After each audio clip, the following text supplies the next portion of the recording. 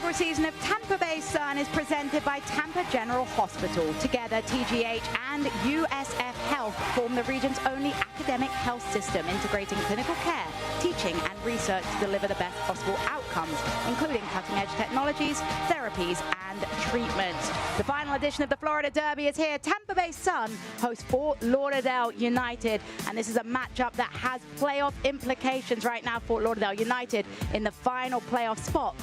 Tampa Bay Sun looking up and in. Jessica Chum and Casey White, our entire crew, so happy you're here with us on Peacock.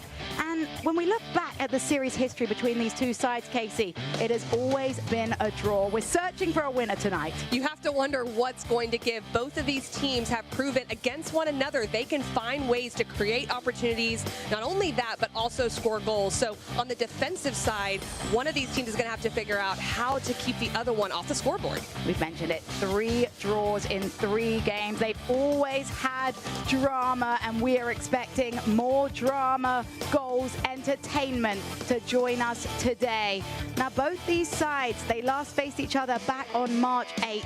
They have found themselves in similar form, but there is one area that Fort Lauderdale United have been stronger in. It's that goals against piece. 0 goals against in the last 2 games, 2 clean sheets. Where on the flip side for Tampa Bay Sun, they have 4 goals against in 3 games. So that's really cost them some points along the way. Well, we talk about points, and for Tampa Bay Sun, a player that has helped them with points is Tash Flint. The English gal is adjusting so nicely now to life in the USL Super League. Flint is in incredible form right now. She's doing so much good work in and around the box. And what I love about what she can do is it's all different types of finishes. There's so much variety. She's very clinical in her execution and is a big-time player up top for the Sun. And she's coming off of a brace against Brooklyn FC in Tampa Bay Sun's last game. For Fort Lauderdale United, Addie McCain tied first in the Golden Boot race, but she's more than just a goal scorer. She really is, and I feel like we've been talking about her all year, and as we should. She is a playmaker. She sets players up, but she also scores herself. She really pulls the strings in midfield for Fort Lauderdale United. And with a goal today, Addie McCain could take on that first in the Golden Boot race by herself. Well, kickoff is just around the corner from the Riverfront Stadium in Tampa. The final edition of the Florida Derby is here. 3 draws in 3 games, but can the deadlock be broken tonight? Find out as first whistle comes up next.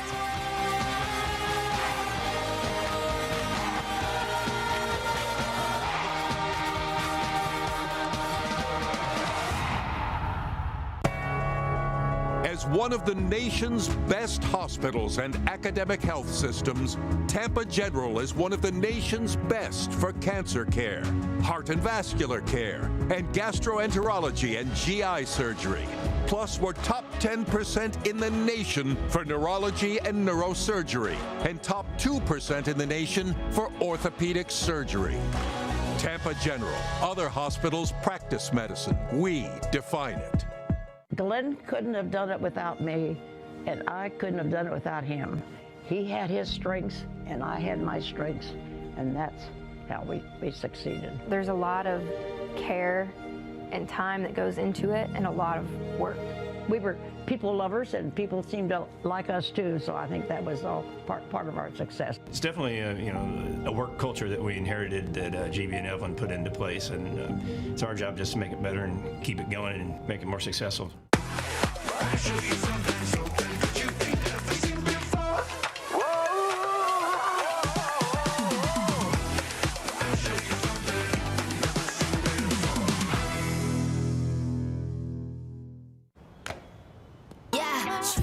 I said what I said. I'd rather be famous instead. You're more than a superstar. The inaugural season of the Tampa Bay Sun is presented by Tampa General Hospital.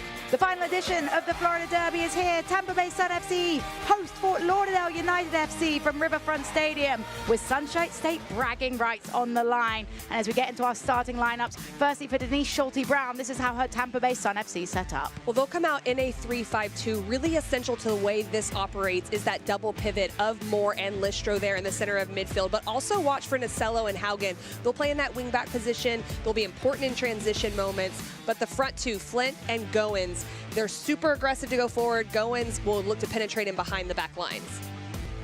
And for Fort Lauderdale United, under the leadership of head coach Tyrone Mears, their starting lineup has firepower up top. They do, with Gordon, Locklear, and Hamid across the front line. You really don't know where goals are going to come from. It can come from anywhere. Watch the back-to-goal play of Locklear to match up with McCain and combine to create chances going forward. But equally as important, Ansbro and Gaynor right there in the center back role as well to try to secure the shutout. Well, Jessica Charman, former U.S. Women's National Team star, Casey White, our entire crew, so happy you're here with us for the final edition of the Florida Derby. Our head coach, his mind right now has come together for some keys to victory. Casey White, your thoughts? For the Tampa Bay Sun, enjoying sustained possession. Can they change the point around the back? Can they show patience? And for Fort Lauderdale United, the bravery in build-up. Tampa Bay likes to press, so they're going to have to show that bravery and how they build up out of the back. But we talked about it earlier. A clean sheet for both of these teams, very important. That has not happened in any of our previous Florida derbies. Laura Rodriguez, our center official, will deal with some of the chippiness in what is set to be a rivalry game today. Fort Lauderdale in the white jerseys get us underway. Tampa Bay Sun in the dark blue. Beautiful day in Tampa right now, and a good crowd as well filling out the Riverfront Stadium. Social media teams have done a fantastic job of building this rivalry, Casey, and Denise Schulte-Brown told us she absolutely loves that added addition to when you play a local rival. You've got to lean into that a little bit. That's the fun part for players, for staffs, for fans, all of that piece, and they're building that rivalry here in the first season. And it always helps when the games are competitive, of course. 3 draws in the first 3 games. Both these sides really desperate for those state bragging rights today. Viv Bissett stands over a set piece now with an opportunity to serve an early ball into the box. Bissett drives this one towards the edge of the 18. It's volleyed clear. In the end, Jordan Listro can't keep it in play, and it will be a Fort Lauderdale United throw.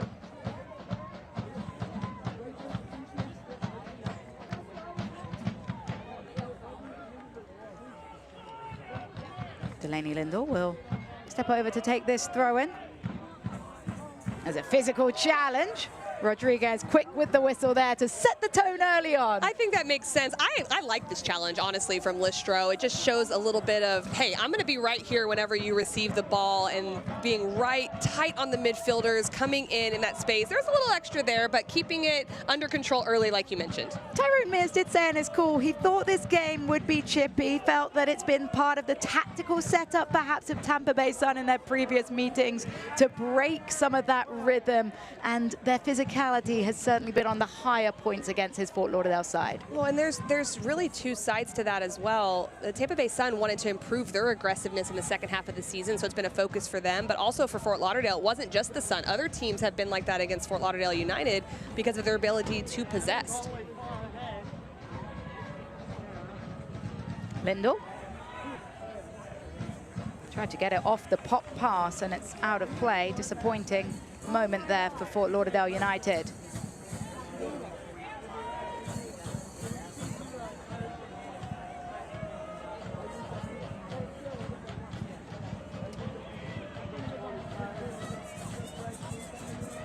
Previous Florida derby had an early goal, an 8th-minute goal for Fort Lauderdale, put them ahead. A 32nd minute equalizer for Tampa Bay Sun the last time these two faced each other back in March. We'll see if either of these sides can get off to a similar bright start in the game. Gordon. Back to Lindell. And Lindell tries to send this one a little further up the pitch, ends up striking the back of Locklear. But I think that ball down the line from Lindell is going to be something we're going to see from Fort Lauderdale United today. Tampa Bay Sun comes out in a 3-back, so a lot of that space is wide, and they'll look to penetrate. And here is Denise Schulte-Brown. Has a great coaching tenure previously with USF, a decorated playing career as well, and we get the privilege of speaking to these coaches, and she's very happy with her Tampa Bay Sun side, but knows they have more to give for the remainder of the season. I think she exhibits that hunger of wanting to always get better as a coach. Whenever we speak with her, of just assessing what can be better, how can they continue to grow, and holding them accountable. McCain putting it up down the line for Locklear to chase. Locklear will hustle, and they will earn a corner kick now. Fort Lauderdale United with the first set-piece opportunity from the corner. And Jessica, that's that space behind the center backs in the wide area that draws the center back Hendricks out. So continuing to look for that is something I think we're going to continue to see from Fort Lauderdale United, and they're rewarded with the set piece for it. Notice Locklear there positioning herself right in front of Ashley Orcus. That will also draw the attention of our referee Laura Rodriguez. Just wants to have a word about the positioning of the former Lipscomb standout Locklear.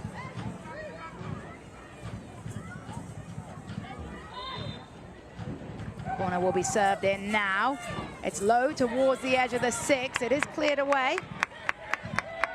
It was Jade Moore with the clearance. She stayed down on the ground after. Moore a little slow to get back to her feet after that clearance. Here's Tyrone Mears. Again, another head coach with a very decorated playing career, was recently selected as the March Coach of the Month for his role in leading Fort Lauderdale United in this impressive span of games.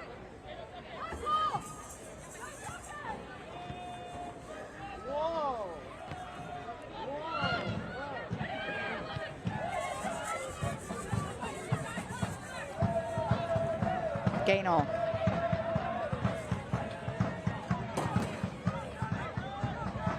Ansbro.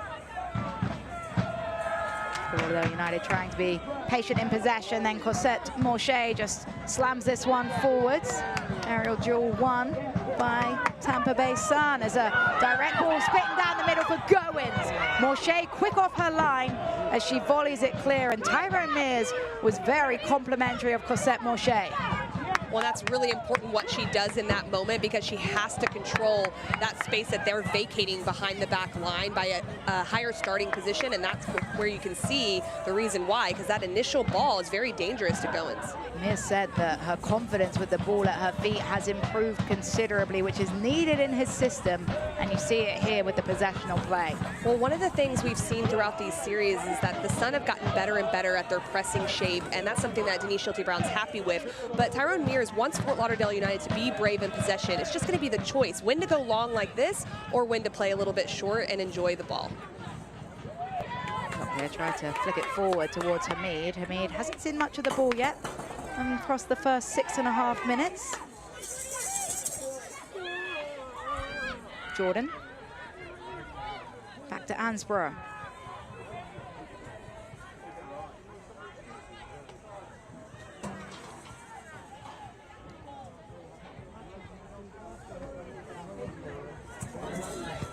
Long ball from Ansborough. Trying to release Hamid. It will be easily met in the air, and Flint finds possession. Ding ball forward for Gimona to chase. Carly Gimona.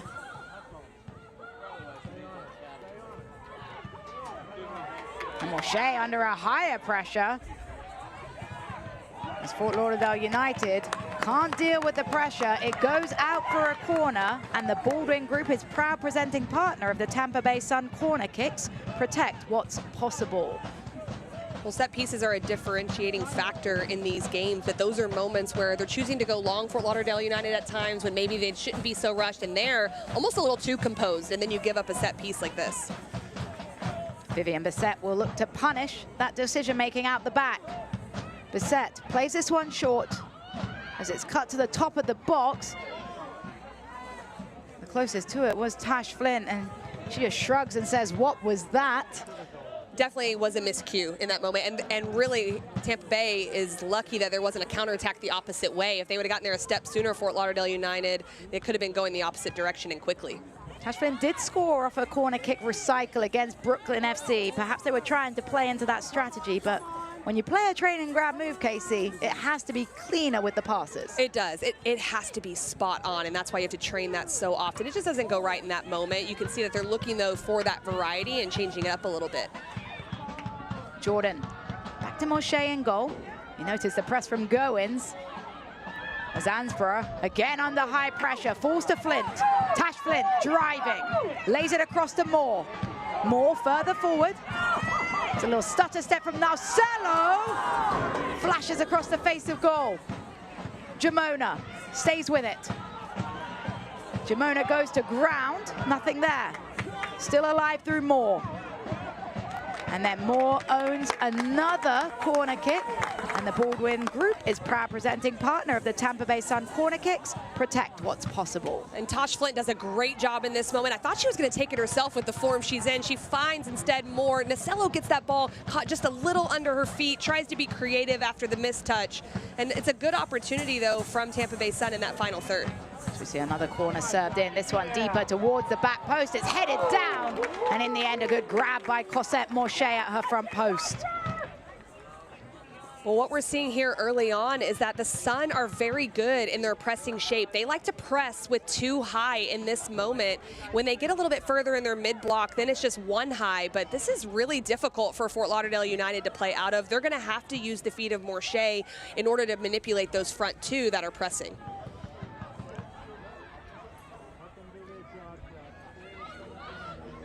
Rajay plays the ball forwards. Ashley Orcus with her first real touch on the ball now with her feet. Orcus just spending a moment. But I don't mind that. Yeah, I don't mind that because they haven't really had a lot of possession. They've really had those opportunities coming off their own pressing, so they want to enjoy the ball. Narcello with a bit of pace now as Narcello driving forwards, lays to Flint. Flint, shaped for the shot, goes the other way, takes a strike. It's blocked. But Tash Flint is definitely not afraid to pull the trigger. I thought we were going to see that a little bit earlier in the last time when she had that opportunity, but that's what's good about her game, the unpredictability piece of playmaking versus looking to go to goal herself. Tash Flint with a world of experience. Most recently, it was Celtic FC. As Narcello over the crossbar. Tampa Bay Sun getting into areas, but just not the correct choice of finishes.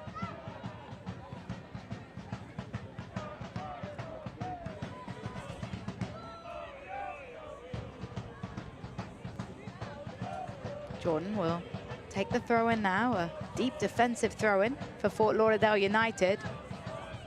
She throws it to Hamid.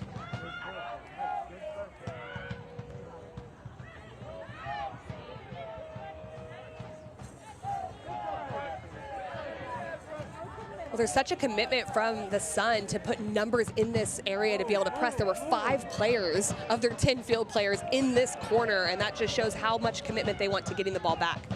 Simpson loops this up. And Cosette Moshe will just watch that one drift wide of the post. Now, Denise Schulte-Brown told us she wanted her side to find some balance, patience, possession. Across the first 12 minutes, they haven't had too many opportunities to show that. You're right. They have to have the ball first, and they haven't really. And that's not to say they haven't started well. It's just been mostly on the defensive side, letting Fort Lauderdale attempt to play out of the back and looking to dispossess. But as they play into this game, if they can establish more possession, you are going to need to see that from them of can they change the point, enjoy it a little bit more, and make Fort Lauderdale United defend. That helps fatigue your opposition. There's a strong step out the back by Viv Bissett. Ends up being a Fort Lauderdale throw-in, but Casey, you can see how Tampa Bay Sun are utilizing a pressure from these deep throw-ins for Fort Lauderdale United. They're using these moments to get a higher starting position. You can tell that their wing backs are taught to be very aggressive. Same thing with the holding midfield of Moore and Listro. They want to have them step forward and trust the back three that are central to be able to defend anything that might go in behind. To give up a foul here, as Jordan will take the free kick quickly, and it will end back with Moshe.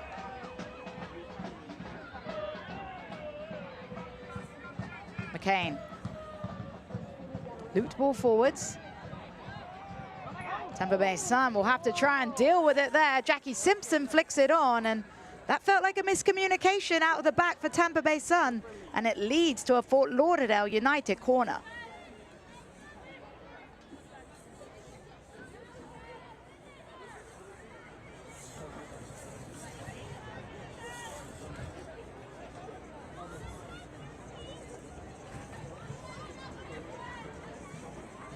Taylor Smith getting ready to serve this one in. Smith hangs this one deep over everybody. There has not been too much set-piece highlight reel right now, but Fort Lauderdale United keep it alive.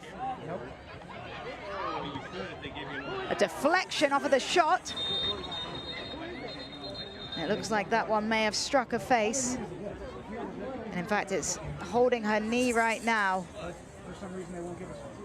This is a real concern for Denise Schulte-Brown's side right now.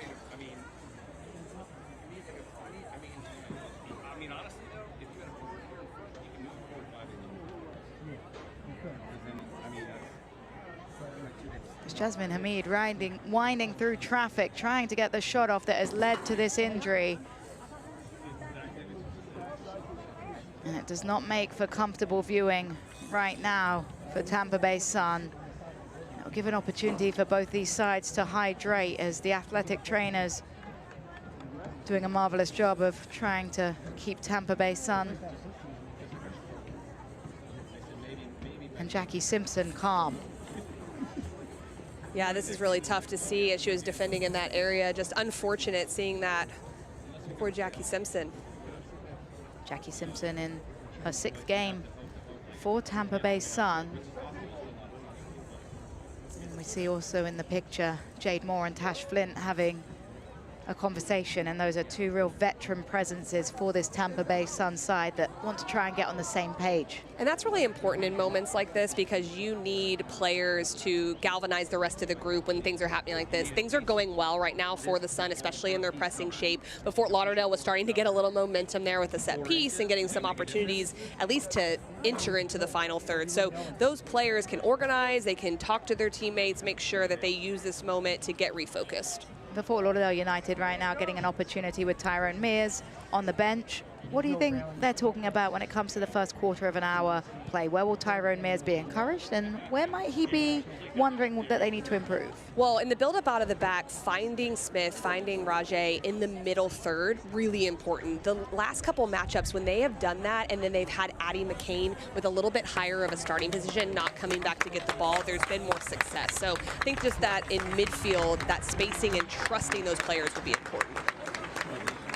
Well, well-deserved round of applause for Jackie Simpson, as she is up to her feet now, but really not the scenes you want to see right now, and just such an unfortunate injury coming from not so much the contact or a foul, but just her defensive efforts that she has come to be so well known for this Tampa Bay Sun side. You're right. You never want to see that, especially when she was working so hard to get across there and pressure Hamid in that moment. So just really sad to see that happen, but they'll have to figure out how to adjust here, who's going to come into this spot, and then be able to settle back into how they were playing these first 16 minutes or so. It will be Paige coming in to the match. Paige did start Tampa Bay Sun's last game, so a player with lots of experience coming in to the lineup. But as you're well aware, you don't want to have to make changes to your back line and structure this early on into the game. No, you really don't want to have to do this, but it happens. And so you do have that sub that goes in early, so with managing minutes, it makes a difference. But she has the experience to be able to come into the game and slide right in. She's had a lot of time during this season so far for the Sun. Has played in 16 games so far, the 27-year-old American. And now I guess communication key with your back line when you bring in a new body, having to make sure that she's up to date with all the information and getting up to the speed of play. Well, one of the things that's hard too is she's not warming up ready at this point. So she's also got to get up to the flow of the game, and it's a quick game, and get her body ready to go and all of that, because you're not expecting to make a substitution this early on. But as we talk about, with every disappointment of an injury comes an opportunity, and for Paige this is an opportunity, not in the way she would like it, but still an opportunity that she will try to grasp here.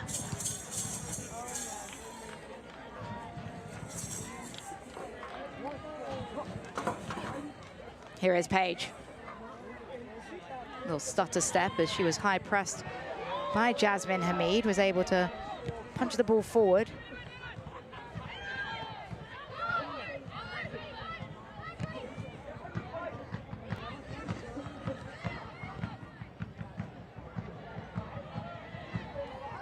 Marcelo. Trying to find an angle, and then a direct through ball, beautifully done to unleash Tash Flint. Flint is offside. But I like this from Nacello. She looks to normally go in the wide channels. I like when she penetrates a little bit more inverted. That allows that run, which is extremely hard to track. Now it's just about getting the timing right in that moment. When she comes inside, center backs are watching her because they're worried about the space she could penetrate. This was incredibly close on the run from Flint. And Tash Flint will time one of those right anytime soon. So Fort Lauderdale United's back line will need to be aware.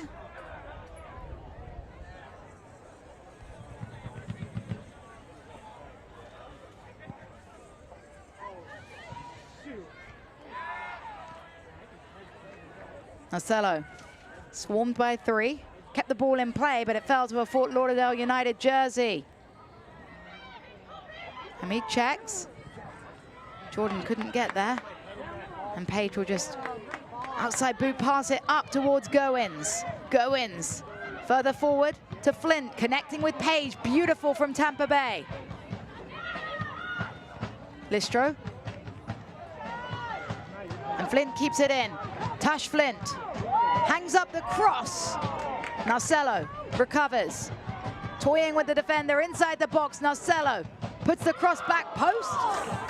And eventually swiped clear by Addie McCain. But I like the choice from Nacello to clip that to the back post. Both runners were already in the near post area. It was wide open. Unfortunately, they're just for Tampa Bay, there just weren't more runners coming in to fill that space.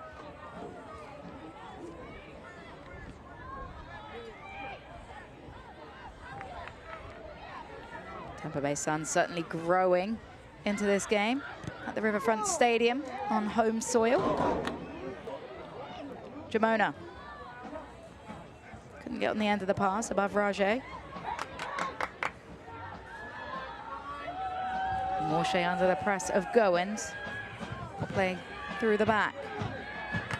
An under-hit pass puts Morshay in a dangerous situation, and it's cleared off the line. Fort Lauderdale United playing with fire. Jamona. About bravery, but there's got to be moments where you're extremely careful, and right here, dispossessed in this moment. Listro reads it well, almost holds up a little bit. Morshay comes out hard. Goins tries more for the accuracy piece instead of the power piece, and it's cleared off the line. This is incredibly close. If not for Ansbro coming across and clearing that out, it would be 1-0.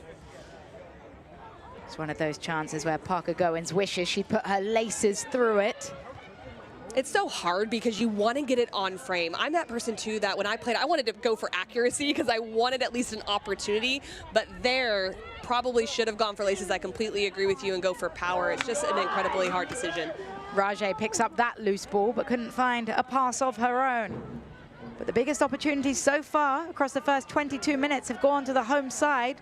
Denise Schulte-Brown will be fairly satisfied with the final third entries that they've had, but they still haven't been able to change the score sheet. Well, and that's eerily familiar to the February 8th meeting when they came back to start off the spring season. Tampa Bay started really well in their press, got a lot of opportunities, but they couldn't convert in that first half. And then Fort Lauderdale grew into the game. They started figuring out how to build, how to get their midfield involved. And if you give them a lot of time, they usually figure out those rotations.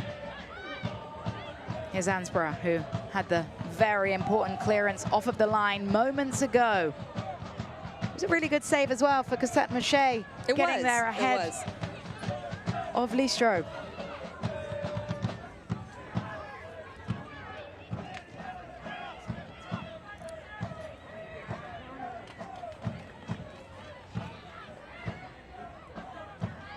Smith. Played further up now to Hamid. Jasmine Hamid, magic in her boots. Hamid with a stutter step. Still Jasmine Hamid goes for goal. Awkward bobble in front of Orcus, and she can't hold it.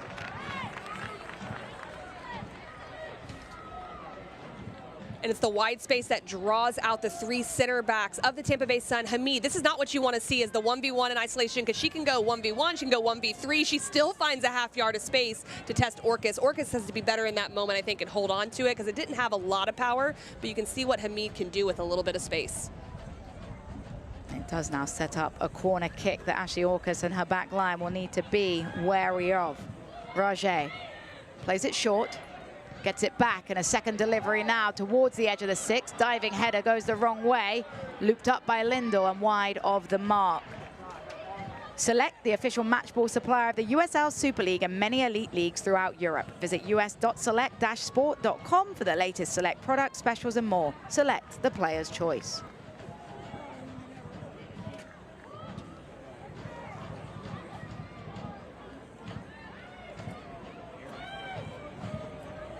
Orcus just taking her time to now send this one forward. That shot from Hamid, the first Fort Lauderdale United shot on target. Page keeps it in. Page threads the ball up. It does find Flint, and Jamona will control. Flint came back from an offside position. Tash Flint starting to get a little frustrated.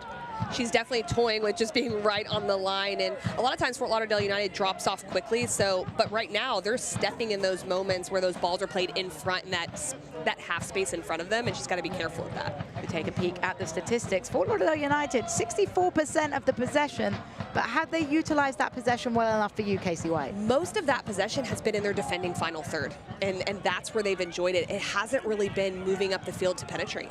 Locklear. Locklear still with possession. Didn't really have the angle to take that strike. Claimed a deflection.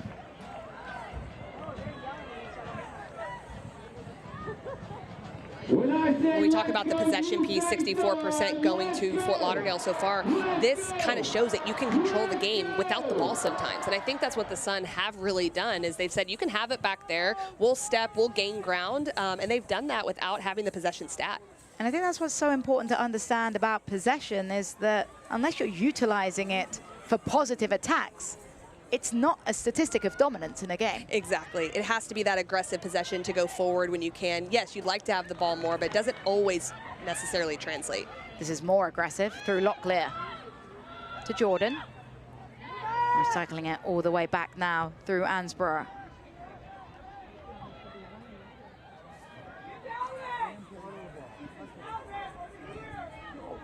Slower start to the game than we saw in the last Florida Derby. It was an 8th-minute goal for Fort Lauderdale United's Jasmine Hamid to give them the lead. And by minute 32, Flo had already scored the equalizer. Right now, though, 0-0 through the first 26+ minutes of play. Jessica Charman, Casey White, our entire crew. Glad you're here with us on Peacock. Marcelo, beautifully done. Still winding with the ball, takes a strike. Good hands from Cosette Moshe. Marcelo's been incredibly active off that left side in the wide channel, and we all know she's a great dribbler of the ball, but her defensive presence has really changed in the second part of the season. She just gets around the corner there and just continues to go. It's so hard to dispossess her. Goes against the back foot of Lindahl in that moment to create an opportunity for herself. But yet again, it's a chance created from a dispossess of a Fort Lauderdale United defender. How does Tyrone Mears change that? I think they have to find the feet of their sixes. They're holding mids more. They have to trust them. It can't just be the two center backs, because what you're doing is you have two forwards that are stepping centrally on the center backs, and then Marcelo and Haugen off the other side are stepping aggressively on their outside backs. So they've got to use the central channel to build out. Gordon driving forwards. Hops to reset. Through the back line now. Ansbro. Looks long, plays shorter. But that's a ball I like right there, because now it just makes the Sun think about, you might play central, then maybe we can open up that extra yard of space because you've stepped inside, now to use the wide space. Here she is again, playing it up to Rajay.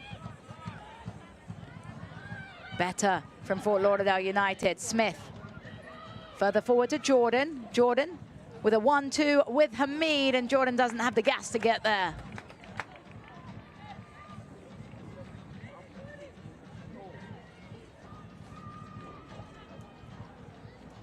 Just the one save so far tonight for Ashley Orcus off of that fairly tame strike from Jasmine Hamid. Tampa Bay Sun have 6 shots, 3 on target at this point in the match.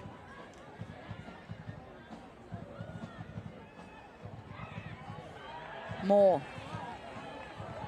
Stumble there, Rajay will pick up. Smith can't keep it on the ground. A late tackle came in. Page benefits. Goins into Jamona. Jamona has Flint ahead. Jamona goes herself. Now does find Flint. Flint, 360 spin, stays with it. Tash Flint, across, splashes across the 6, nobody there again.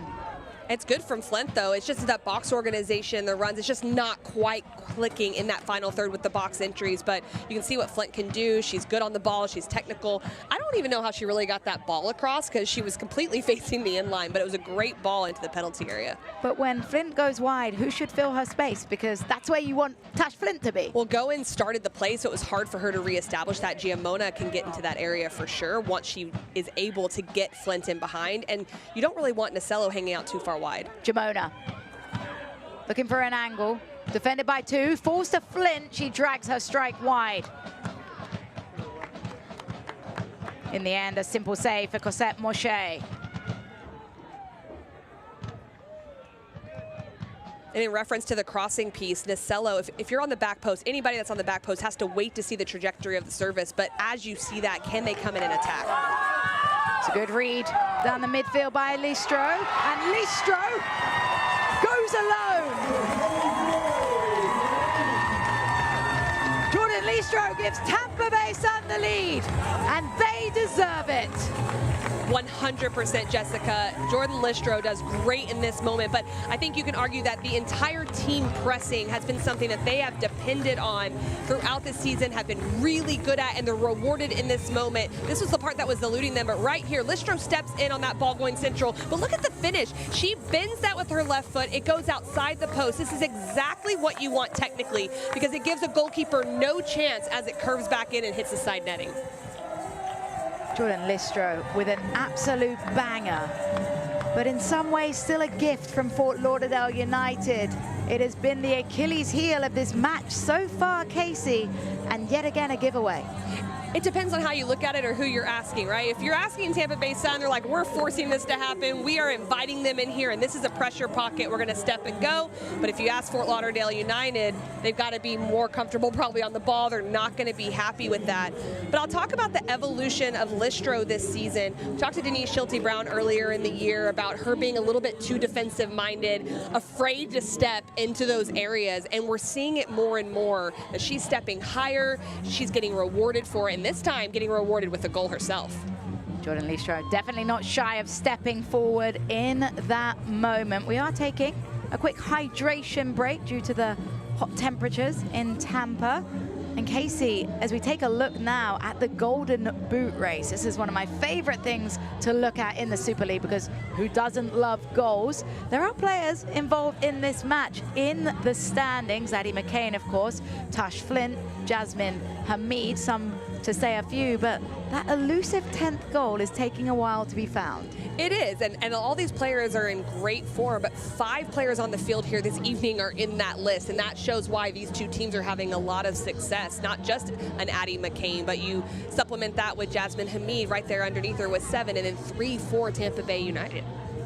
You have to think that they will take solace in the fact that they do have players on this team that can score, as we get a look at the queen herself, Tampa Bay Sun's mascot, Soleil, a fan favorite, and rightly so. If you don't follow her yet on social media, you are missing out. Soleil is an absolute character and might be stirring the pot a little bit. Maybe a tad. In this derby. She's a lot of fun. Yeah, she's instigating a little bit. It's fun though. But a fan favorite, as we see with the pictures. And again, USL Super League in its inaugural season, doing so many things right to connect with the fans, draw fans into buildings, and most importantly, the quality on the pitch, absolutely brilliant. Locklear thought she was caught. Well, I think Soleil's happy there was a hydration break after that goal. She got to work the crowd a little bit more and enjoy that goal that's given them the 1-0 lead. As we say, Tampa Bay Sun rightfully with the lead when you look at the momentum they had. 8 shots, 4 on target to Fort Lauderdale's 4 shots, 1 on target. And we've dug into the possession, but again, even though Fort Lauderdale United have had 61% of the ball, the feeling of the game, the eye test has been all Tampa Bay Sun. It has, and they have controlled the game without the majority of possession, and a lot of it is just figuring out what areas are we going to give Fort Lauderdale United, and they're giving them the back and making the center backs really be the playmakers for them, and it's boded well for them.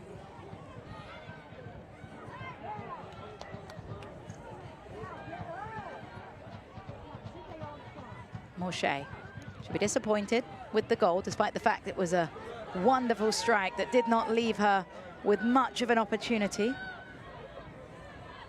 And you can tell just by the starting position of the Sun right now with Jamona and Goins lower, they're fine with Morshey being the playmaker. They're fine with the center backs. That's a hard challenge over the top there by Hendricks coming over, but they're going to be okay with that. They just don't want those center midfielders, an Addie McCain, a Smith, a Rajay, getting on the ball and being able to dictate play to the front three of Fort Lauderdale United. There's Locklear drawing the foul. It's her 8th match in the Super League, has 3 goals already. Arrived after her final collegiate season with Lipscomb.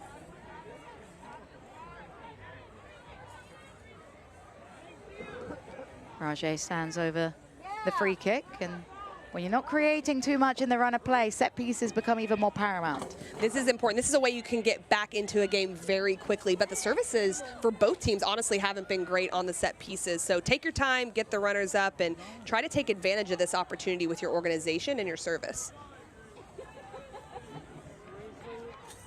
Daria Rajay loops the swan. It's easily headed away by Hendricks. And now Cello will drive forward now in transition. Now Cello, head down, pacey, has the run of Goins ahead of her. Now Cello spins through the challenge, lays it across to Page. Page, her cross goes nowhere, but into the hands of Cassette Morshey. And that's one of those moments where not in and of itself a bad ball, but in the moment, that's not what was happening. That was not what was happening in front of Paige. Flint completely wide open to continue that counterattack. But sometimes that's what happens, especially when you haven't enjoyed as much possession, that connectivity can be off. Shania Gordon trying to get round the defender. Forces the defender to play it out, and it will be a Fort Lauderdale United corner kick.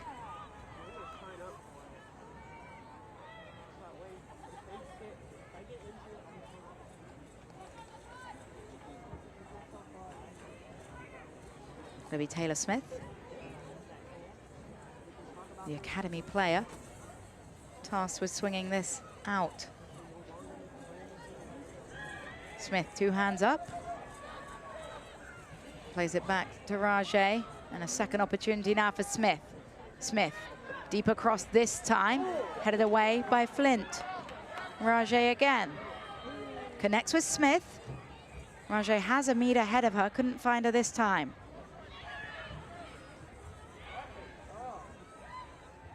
Smith fighting for it. McCain tried to loop it over, goes out of play for a throw-in. Every Wednesday, listen to USL Super League Game Week, a deep dive into all things Super League with host Marion Crowder and Anna Whitty. Follow along all season long on the SiriusXM app. And I want to get your take, Casey, as a coach. What is the mindset behind these Fort Lauderdale United corner kicks? Because it feels like at times they're overcomplicating it, and maybe just putting the ball into the danger zone, something could happen. When you are down a goal, and more importantly, when you haven't had a lot of the play in dangerous areas, you just want to make your opposition uncomfortable. Well, uncomfortability is serving that ball, in my opinion, right into that 6-yard box. Whether that's a direct service or play short to then get it in there, that's the most important thing right now, is how do they make the Sun uncomfortable? Because they don't look uncomfortable in this moment. They look far from uncomfortable as the ball put forward towards Goins. Important reach by Jordan. See the final third entries. Fort Lauderdale United actually leading Tampa Bay Sun in that category, but they're not using those entries to create good shooting opportunities. Rajay. A low ground driver to Locklear. And a free kick called.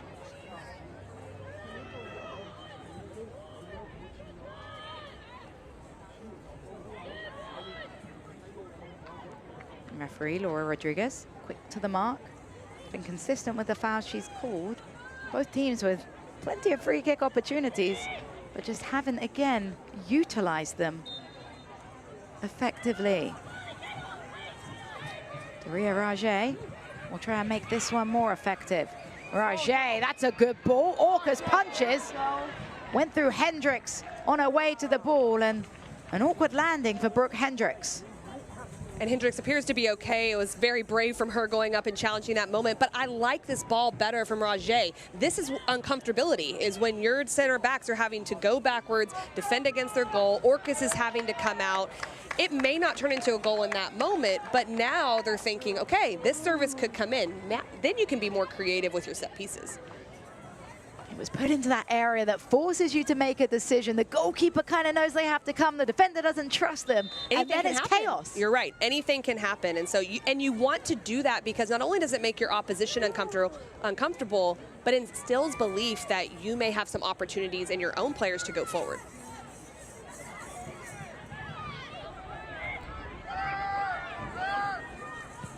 Bissett launches this one.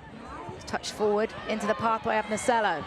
Marcelo trying to round Lindell. She does. Marcelo cuts it back to Flint. A good interception from Fort Lauderdale United. Great box organization there from Ansbro to step in that moment to Flint and not stay too far off of her in the marking. Haugen tried to drive through the challenge of Rajay. Ended up deflecting back off of Haugen.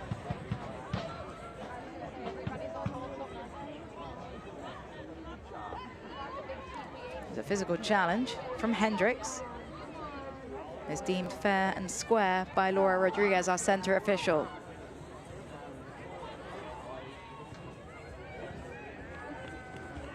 Why? And then a rushed one-time pass. Why? Has the cry of Denise Schulte-Brown. Why? And who can blame her? Well, that's one of the things she spoke about, was just a little bit more comfortability in possession, not rushing things. And when you haven't had a lot of possession, even though you have the lead, you want your players to settle in on the ball and just be a little bit more patient. Gordon, shaded by 3, is able to knock it back. McCain directing traffic. Ansbro. Jordan to Hamid. Here comes Jasmine Hamid. Hamid winding inside, takes a little contact, nothing there. She's up to her feet again though, Jasmine Hamid. It'll fall to Smith. Goes for goal. Easy pickings in the end for Orcas.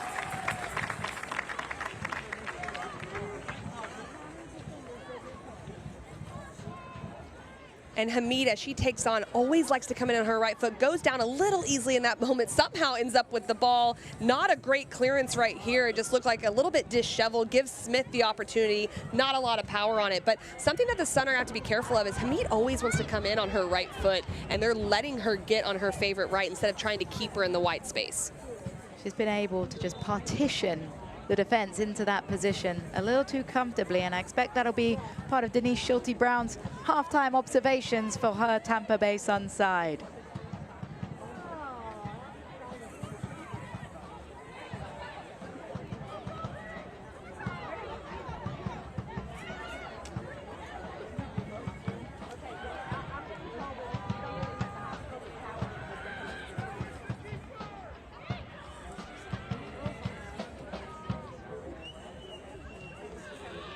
Rajay. McCain. Marcelo tried to stab away the ball, but McCain recovers to Smith. Rajay spreading the ball wide now to Jordan. Jordan, early cross over Hendricks, and McCain can't find the target.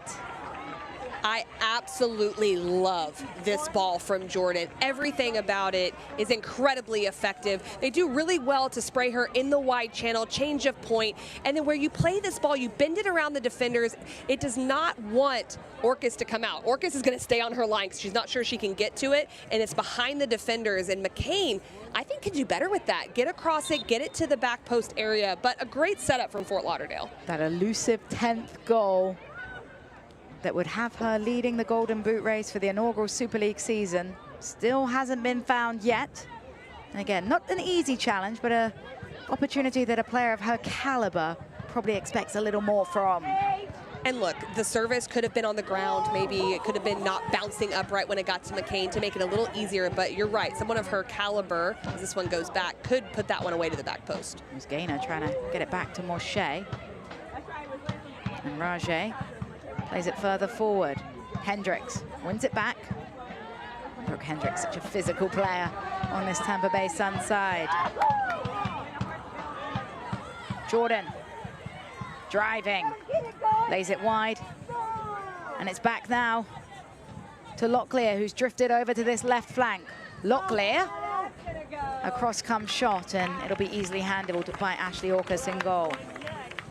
And in transition, the Tampa Bay Sun, because they've kind of shifted into a 4-back, are able to deal with the wide areas better. Yes, Haugen gets up, which allows Nacello to get up when they're in their building shape. But with the 4-back, they're able to cover for each other in the wide spaces, which has been an area that Fort Lauderdale in the past matchups has taken advantage of.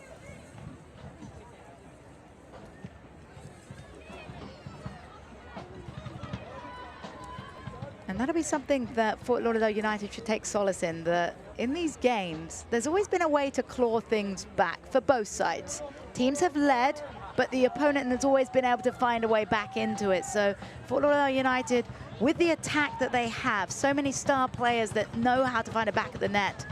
If this game stays in a 1-0 lead for Tampa Bay Sun, it's not game over. And here's an opportunity to change the script. Locklear just couldn't find the bend last minute.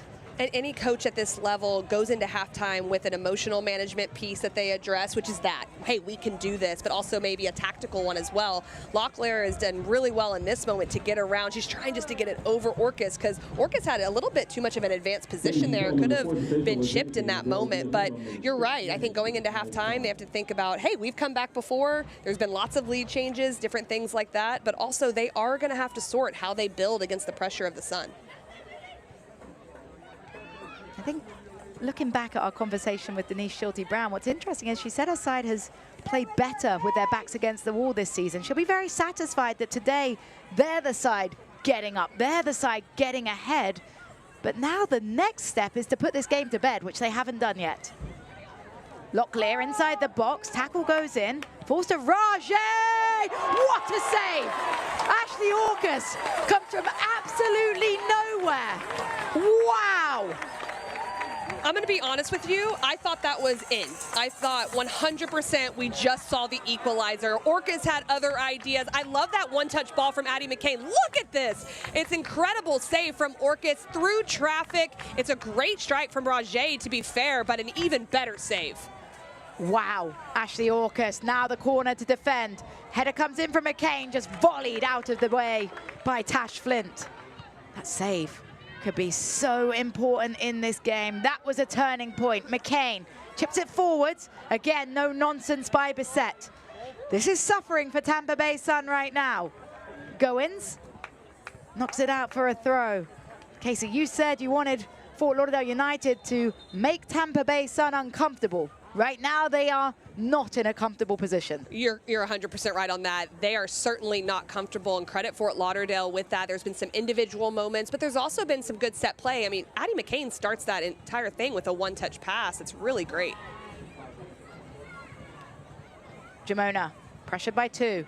Jamona shielding, trying to get out of the corner area. Doesn't want to give away a corner, and she doesn't. Will be a goal kick. Kylie Jamona was taking a risk, and the risk paid off.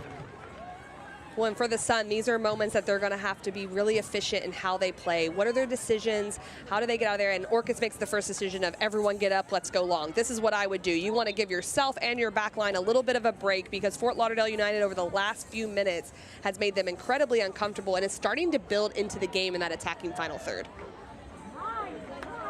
Tash Flint will try and get there ahead of Celia Gaynor. Gaynor will keep it with her throw-in.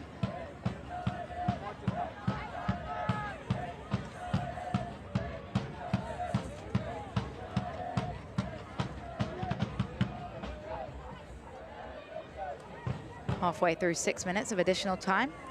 That, of course, to the unfortunate injury we saw in the early going of the game to Jackie Simpson. We do send our best wishes to Jackie Simpson.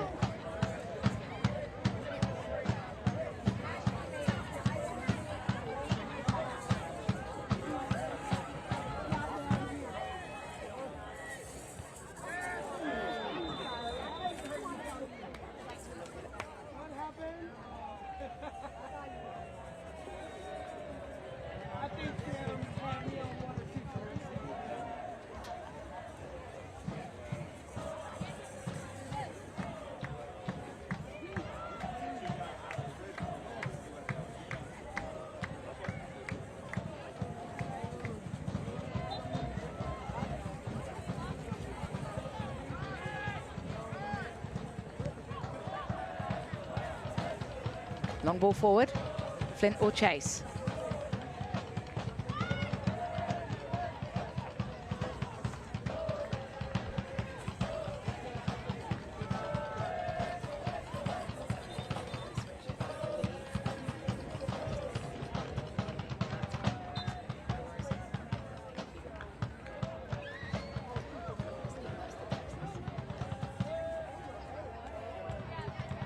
Lindell tried to throw it down the line. It's put straight back where it came from. Flint couldn't keep it down. Gordon will send it further forwards.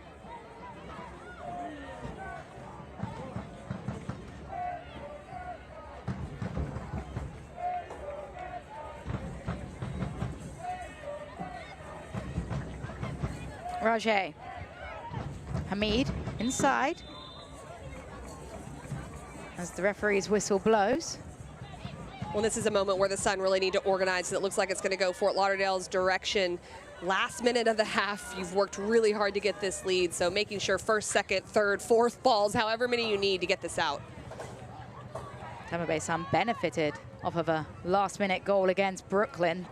They want to make sure they do not give up a last minute of the first half goal here against Fort Lauderdale United. It's dealt with well with the header away from Viv Bissett. And we go into half-time with a 1-0 lead for the home side in the Florida Derby. Jordan Listro's 31st minute goal, the difference. Casey White, your takings on that first 45 of action. I think this looks a lot like one of their other matchups where Tampa Bay Sun really dominated out of possession. Their press was good. They were rewarded for the goal, but it was even well before that their pressing was something that Fort Lauderdale United couldn't quite figure out, and they weren't technically sharp. But we've seen as the half has gone on, Fort Lauderdale United has figured out how to get more opportunities going forward. And they need to continue to find more opportunities if they're going to get back into this game. For Tampa Bay Sun, now the step has to be continuing to build and putting this game to bed. We are now joined by the goal scorer, Jordan Listro, her 31st minute goal, the first goal of her USL Super League career. Jordan, congratulations on the goal. Talk us through what you saw in that moment of receiving the ball.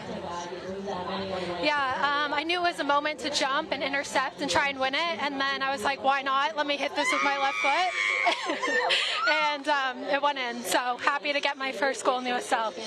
And Jordan, you're out of possession as a team. Your press has been really effective. What's been working in that, and what are you guys going to have to continue to be aware of in the second half? Yeah, I think we have to choose our moments to go, and then everyone needs to be on the same page, because when one person's out of position, obviously they can break down that press. So choosing our moments to go and then just being aggressive. Well, Jordan, thank you so much for your time. Good luck in the second half. Thank you. That was goal scorer Jordan Listro. Her 31st minute goal, the only goal in the first 45 minutes of action here, with Tampa Bay Sun going into the halftime break with the 1-0 lead. We've got halftime highlights and more coming up next, so stick with us here on Peacock.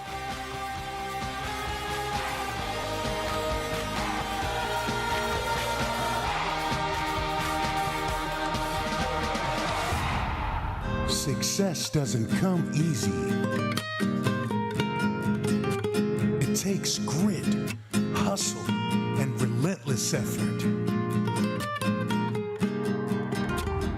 Every step forward brings you closer to greatness. This is your moment. Elevate your game. El Jimador Spiked Bebidas.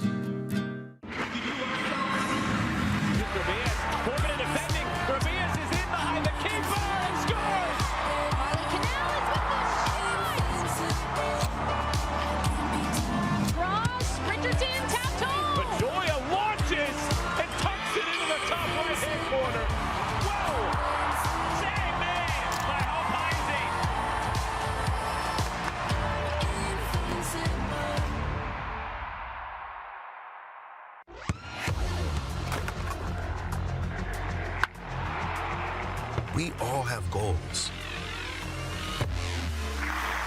But let's be honest. Most of us aren't going to be professional athletes. But if your goal is to finish your degree, we can help. Come to a university that puts your goals first. Bellevue University, your partner in finishing goals. Ashley knows that some of our most important traditions and memories start around the dining table. Whether you're hosting a family meal, playing board games with friends, or having conversations that go late into the night, they're the centerpiece of the home. From cozy breakfast nooks to formal dining areas, we have versatile options that fit any space. With styles ranging from mid-century modern to farmhouse or traditional, starting at just $499.99. Plus, you can pay 0% interest for 60 months in-store only. Shop and save today, only at Ashley.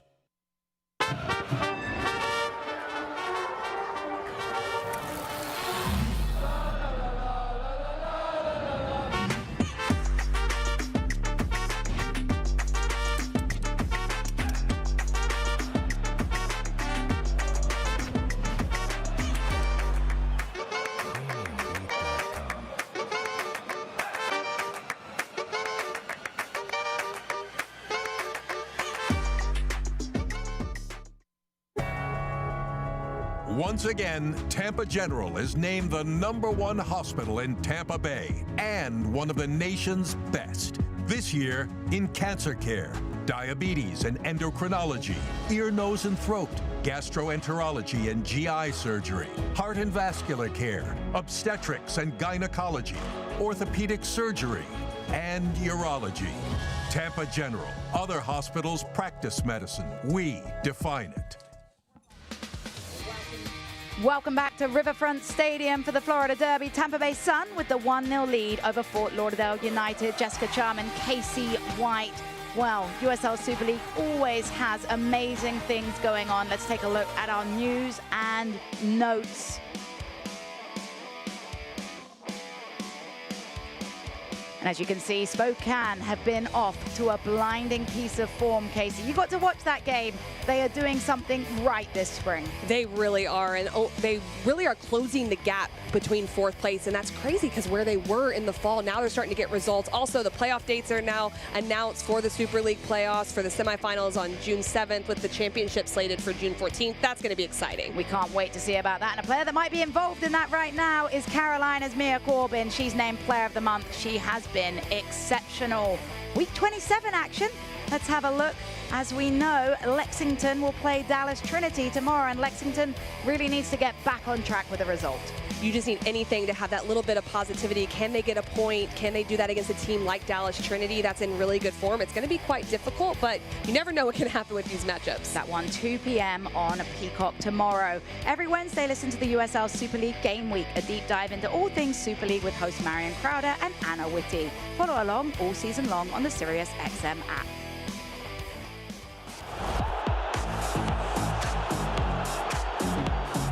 This week, we're making playoff predictions after match day 26, and the Queen City Gals are back in that #1 spot, Marion. We also had a really fun conversation this week. Well, no doubt that we're going to make people mad with our playoff predictions, but the conversation is something you don't want to miss. We talked to head coach Philip Poole of the Carolina Ascent about the landscape of women's soccer and the future of the Super League. We've still got so much more to come in our halftime break. Halftime highlights coming up next. Stick with us here on Peacock.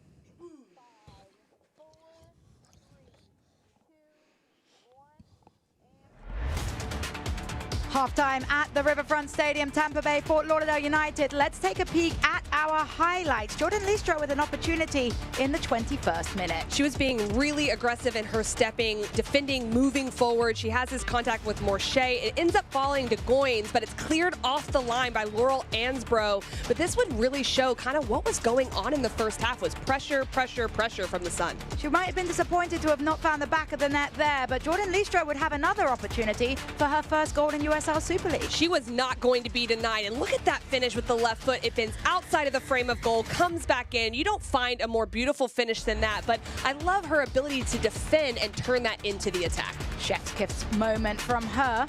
Fort Lauderdale United would grow in the game, and Rajay would come close here. This is a great strike. You're right. Orcus does incredibly well. I think everyone in that stadium probably thought this was in, and Orcus said no thank you, pushes it over the crossbar, and it preserves that 1-0 lead. I'm just saying, that should be save of the month, but we'll see. We are not the voters. Here are the halftime statistics, Casey. Pretty even in most of the important categories. It was, and I think something worth noting is 8 shots and 4 on target for Tampa Bay Sun was early on in the first half. They didn't really get as much as the half went on, but Fort Lauderdale United increased by getting 3 out of their 10 on, and their possession is starting to get a little bit higher up the field for an advantage. Well, Tampa Bay Sun are halfway to breaking the deadlock between these two sides. A derby win has never occurred. Second half kick is just around the corner.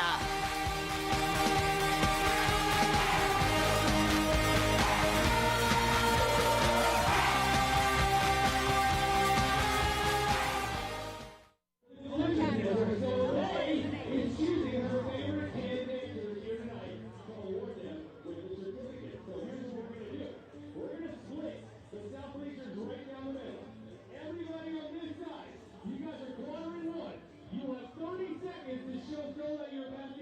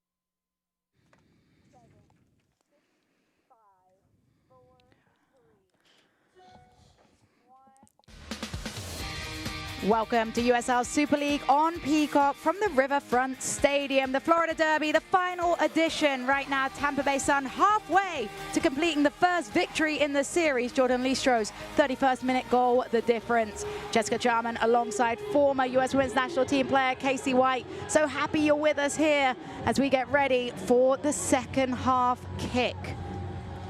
Will be Tampa Bay in the dark uniforms, now going from right to left. Fort Lauderdale United in the white from left to right. Our referee in the middle, Laura Rodriguez.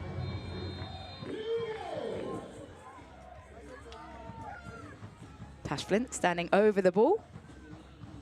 The whistle has blown and we are back underway. 45 minutes remaining as Tash Flint dynamic going forwards with a bright start. Jade Moore able to put it further forward to Goins. Goins with a driven cross, cleared away. And Ansbro couldn't get it further afield. Moore. Ding-ding cross. Jamona over her head. It's cleared, ricocheting around eventually. Gordon will send it forwards. Acrobatic by Nacello to find Jamona. Tash Flint asking for movement. Flint. Low driving cross. In the end, an easy pickup for Cosette Mache, but Tampa Bay Sun out of that break. Denise Schulte-Brown has them energized. They'll be disappointed with that final piece and that final service, but you can see the commitment to defend in those wide channels, just not allowing Fort Lauderdale to be able to play out without a lot of pressure. And that is a reward that comes from that defending, that they have those multiple opportunities. Here's Celia Gaynor. Gaynor, a player that both coaches spoke highly about in our midweek calls, as Rajay is able to connect with Shania Gordon. Gordon, low cross to the penalty spot. Hamid strike is deflected. A decision probably poor to keep that in play. And in the end, Gordon's volley over the crossbar. A little bit lucky there because that would have gone out for a corner kick, yes, but you don't want to clear that ball right into the middle of your 18-yard box. So getting that out would be more important. Just put your foot through it and get it high and wide. We call it picking your battles. Yes, definitely. So we get a look at tonight's attendance. 2,708 fans here rooting for Tampa Bay Sun. And right now, that's going to be one happy fan base if this result can stand and the bragging rights for the Sunshine State arrive in Tampa. Fort Lauderdale United, of course, still with a lot of soccer to be played in this derby. As McCain loops that cross, too easily cleared. Marcelo being pressed by Lindell.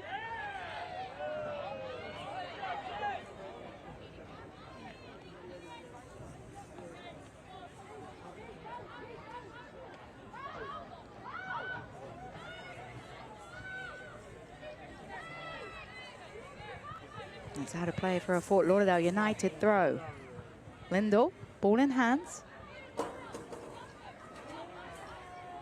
She takes a longer run up this time.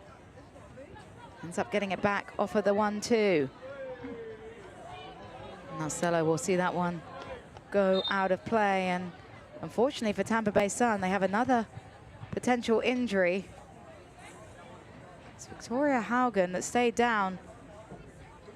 Just looks like she might be suffering, Casey, with something going on in her quad. And she's been a bright spot ever since coming to the Tampa Bay Sun, but I think tonight as well, you've already seen Simpson go out, and so you certainly don't want to have to sub another defender at this point in time, especially one that has provided a lot in defending in the wide spaces, but also the ability of Nacello to play higher up with the trust that's built between those two and how she defends. It does look like she's back up and playing, but they'll have to keep an eye on that. Haugen, 23 years old, has represented the Norwegian national team up to the U19 level.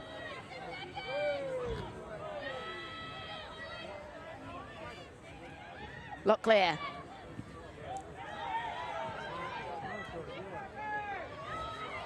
Gaynor recovers. Rajay to Lindell. And a foul called back. Rajay went to ground under the tackle from Flint. They go quick. Marcelo on defensive duty as a brave tackle came in. she was able to get it to Goins. Well, she's really layered that into her game in the spring season. Nasello was playing a little bit higher in the fall, and I think that's been a really nice addition for them, just making sure that she comes back, defends, and is behind the ball when needed for the group. What an engine that takes to be explosive on the forward end, back on the defensive end. Couldn't be me, Casey. No, you don't think so? No, I like to stand still a little bit when I played. Not quite the workhorse of Nasello. Locklear penalized for a foul. Kira Locklear certainly not afraid of a tackle or two. And Paige will take this free kick. And Paige, who had a difficult task of filling the boots of Simpson after her injury, has come on and adjusted well. That time, though, a free kick too short. Gordon down the middle of the park. Gordon goes for goal! Doesn't miss by too much. Shania Gordon with a confident strike. Well, that's within shooting range. Someone has to step to Gordon in that moment. They have a disciplined back shape. There's 4 of them back. They've retreated well. Once they've done that and narrowed the gap, they have to step and put pressure on this ball. They have covering players, but Gordon just says, okay, fine, you're not going to step to me. I'm going to go for it. It doesn't miss by much on that strike. Let that be a warning for Tampa Bay Sun's defense that Shania Gordon is not afraid of a strike from range. Brooke Hendricks tried to play up to Haugen. Haugen dispossessed. Rajay. Lindell skipping through the first challenge. Still has possession. And it's patiently laid back to Lindell. Ansbro. To Lindell. And this is better from Fort Lauderdale United. We've seen them have to build up off goal kicks and more in their defensive third of the field. So just enjoying the ball until more becomes available will be important to them as they try to make the Sun fatigue. Free kick callback by our center official, Laura Rodriguez. We'll set up an opportunity for Rajay from the dead ball. The most recent set piece we saw at the end of the first half was very good from Rajay. She needs to deliver something like that. She does, in between the goalkeeping of Orcas and behind the back line where the defenders are retreating towards their own goal because anything can happen. At the beginning of the second half, but I think the Sun have to be really careful. There's this combination of being comfortable out of possession and not rushing things, but also you want to try to get that second goal. Otherwise, you're going to make it much harder for yourself in the second half. If you let Fort Lauderdale establish that possession and get comfortable, they have the quality to punish you. And we saw in the open about the fact that Tampa Bay Sun had conceded 4 goals in their last 3 games. So it's one of those where they can't take that risk of clinging on to a 1-0 lead. Well, they have a more natural defensive shape having 4 in the back. They usually do go with the 3 back, so they're able to deal with the wide channels, which Fort Lauderdale United is so good in. But at the same time, you don't want to just settle down back and be compact. But it's so hard to make those decisions sometimes of when to come out and when to stay. Jamona. The pass a little under hit, but she's able to recover. Good work by Carly Jamona. This time, though, her pocket is picked. Rajay to Gordon. Gordon skips through the first challenge, lays it forward. And the pass over hit, be easily seen back to Orcas.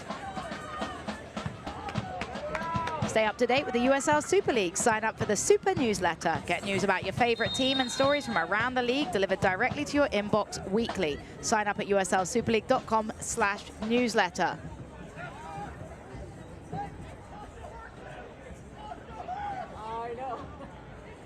We do have Laura Rodriguez taking a pause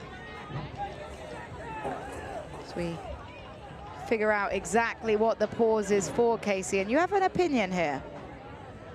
Well, I think they're talking about potentially playing that ball back, but it doesn't look like it did. I'm wondering if they think it was a deflection at first.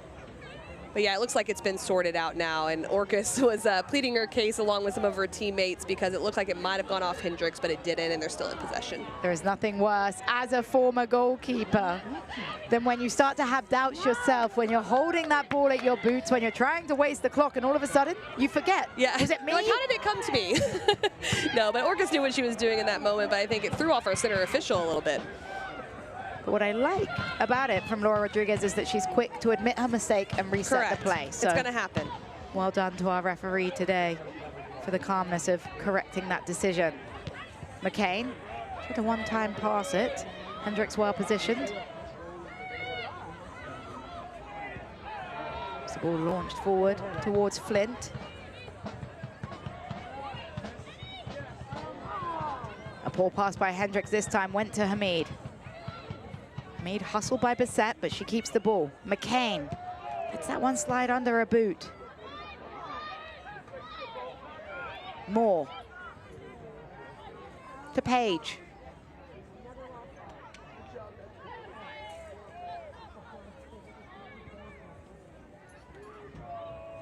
Goins. Taylor Smith wins that ahead of Goins. That's a good ball, but just breaking the line right there. We're seeing more of that from Fort Lauderdale United, and something we're also seeing is Gordon is tucking inside, being a little bit more inverted in the middle, and I think that's because they're playing with the 4-back. She's not having as much space wide, and same thing with Hamid. McCain looking for goal. Addie McCain over the crossbar. Those different rotations of Hamid coming more inverted, Gordon coming more inverted, it's making it harder on the two center backs of the Sun. They're having to drop off a little bit. That gives more space to McCain. This ball's played into McCain. This is not a player you want to have space if you're the Tampa Bay Sun, getting that strike off, but it just sails. She doesn't land as well on that shooting foot to keep it down and keep it on frame. But Addie McCain has had a couple of looks so far this evening. Don't write her off adding goal number 10. Tonight. Here come Tampa Bay Sun. Flint drives it into the defender. That one stung.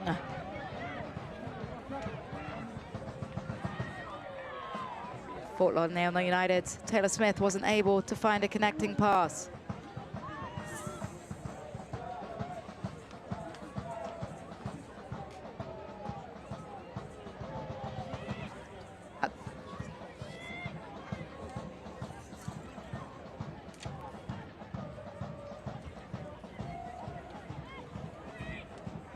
Shimona battling.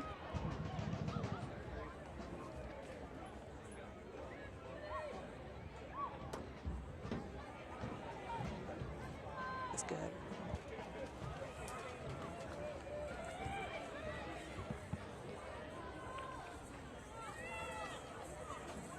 Ball goes out of play. Moshe will take it.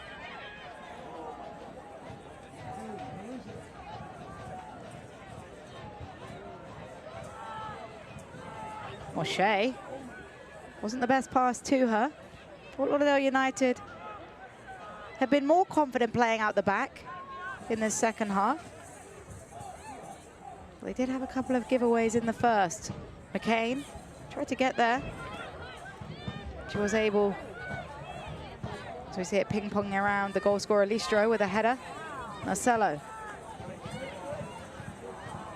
One thing that Fort Lauderdale United is going to have to think about when they're pressing forward, the holding mids, as the foul's called, they're just super aggressive and they'll let it play on, is how do you get in behind the back line? They may have to play a little bit more direct when they're playing out at the back just to keep the Tampa Bay Sun from stepping forward. Hamid found Locklear. Locklear ahead of Shania Gordon. She'll keep it in play. Gordon tried to reverse the cross. Locklear couldn't find the way of getting on the end of it. And Smith can't save it. But it feels like Fort Lauderdale United are growing. They just need that end product. They are definitely growing within the game. They're starting to pick times to penetrate a little bit more. They're breaking lines with their passes. This gets Locklear into a space that she can find service. It's just the timing and the angle of Gordon's run. She needs to be a little wider coming towards the goal rather than running from inside to out. Tries the second ball across, not able to get there. Page a little bit late recovering. Doesn't get called for a foul, but it was close in that moment. Tampa Bay Sun really starting to feel like they need that second goal. It just feels like that shutout will be very difficult to keep against a side like Fort Lauderdale United that has so many weapons, Casey, in their attack. They do. Lots of players going forward. You really can't settle on one player. McCain, we know, is in that golden boot race, but you've got Hamid and Gordon who both can score goals. Locklear is very good back to goal. She draws a lot of attention as well. So that combination of the front four, if they can continue to find each other in the final third, could really draw out the back line of the Sun. Here comes Locklear. Caught Page in a precarious situation. McCain Hamid. It's volleyed away. Clear. Page back to goal. Locklear, physical. A little too physical for the liking of Laura Rodriguez.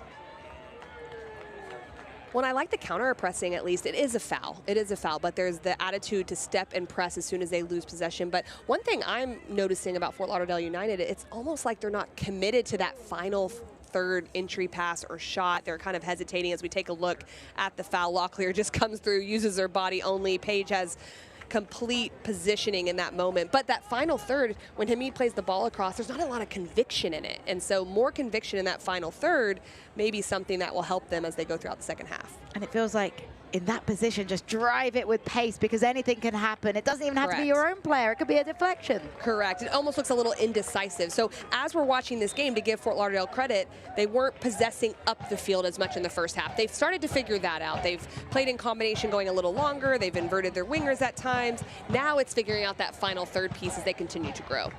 And they've created 14 shots now, but only 3 on target. Tyrone Mears will be concerned about that conversion rate. Kiara Locklear did show a yellow card for that foul. I think that might be more persistent infringement. Locklear's been involved in a couple of those sorts of duels. She's definitely wanting to press from the front, starting to instigate that a little bit more. You like to see that from your center forward, and you just have to keep those lines compact and join her. Narcello inside, trying to spin around McCain. She does. Narcello.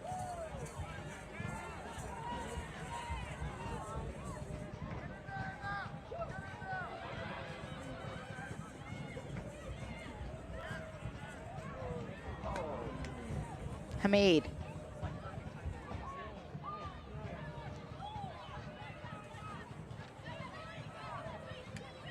Ava Tankersley does come into the game for Tampa Bay Sun. As Hendricks in a foot race just opts to clear that one out. When that's the time when you play that ball over the top, Orcas could potentially come out and try to manage that space behind the back line. She doesn't. She leaves it for Hendricks. But for Fort Lauderdale, this at least helps them gain ground. And now at least the Sun have to think about, hey, they might play behind and we might not be able to be aggressive. A loop throw-in towards the front post. Finds its way back to Lindell. Lindell into Raji. And Raji will try and get onto the end of this clearance. Tankersley putting her body in, offers a different profile. You can already see a difference in the height and the presence.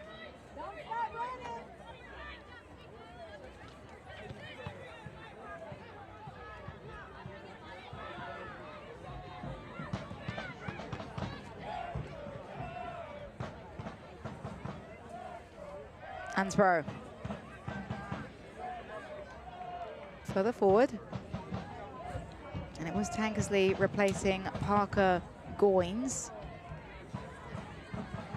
Just a different profile to Goins, who has been effective during her USL Super League career. But you're just seeing Tankersley offer something slightly different. And those fresh legs also very important for Denise Schulte-Brown right now. And she came over in this spring season, continuing to get used to the professional game. Very good career prior to here. And she's someone who can run in behind, that can press, and just getting used to the system of play with the Sun.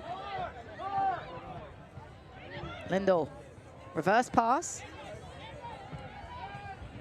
Haugen just clears it out of play.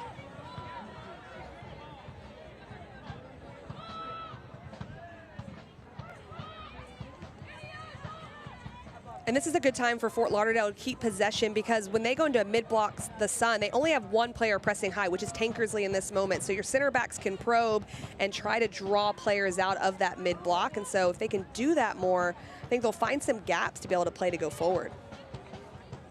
McCain heads it to Locklear. She caught that clean, but Ashley Orcas equal to it.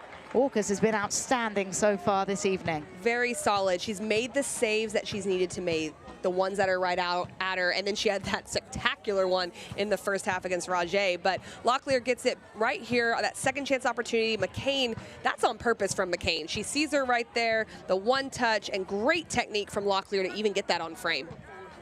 The composure to thigh it down to herself and strike it on the volley. If that one had found the goal, it would have been challenging Jordan Leistro's goal.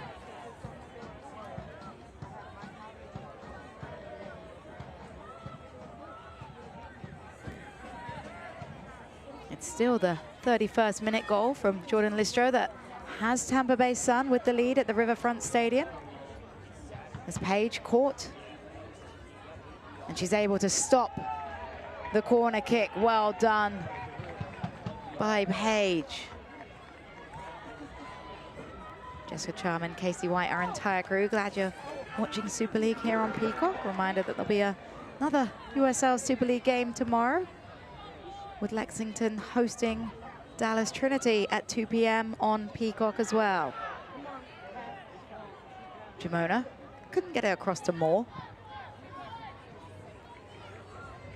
Haugen just checking her shoulders there to make sure she's got the time to relax. Well, one name we haven't heard a whole lot is Jamona, because she hasn't been on the ball, and that's mostly because the Sun haven't enjoyed a lot of possession. Fort Lauderdale had it in the first half. It was more in their defensive half. Now they're starting to see that possession be a little bit higher, but if Jamona can get on the ball a little bit more from her holding mids, it bodes well for the Sun because she's so creative in possession, and that would mean that they're starting to control the game a little bit more through her play.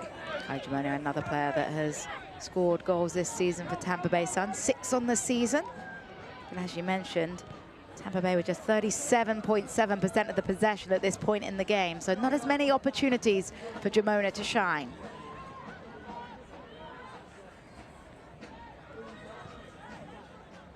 Gaynor.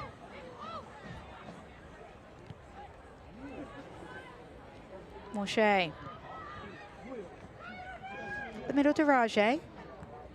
Not clear back to goal, was able to get it back to Rajay, but Flint reads the play nicely.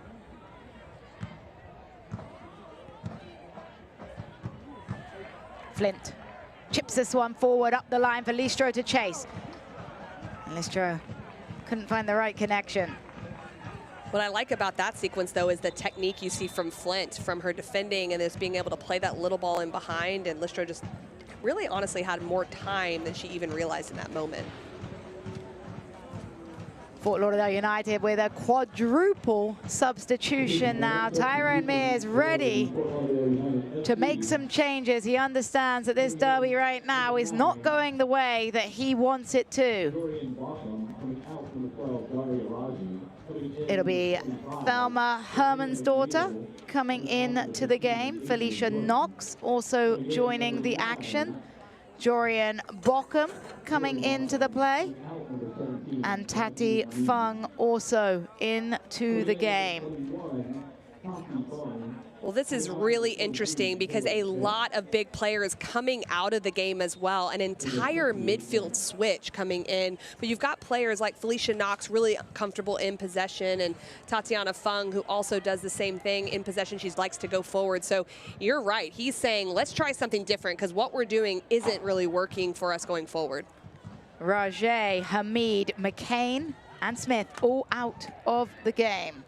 That's a big decision from Tyrone Mears, but brave managers make brave decisions. Yeah, and I think it sends a message. It really hasn't been clicking. Yes, it got a little bit better in this one, and they're starting to get better going forward, but it also sends a message that things have to change, and we've got to figure out just how to shake it up a little bit against the Sun and try to get the equalizer. But a big 5 minutes ahead.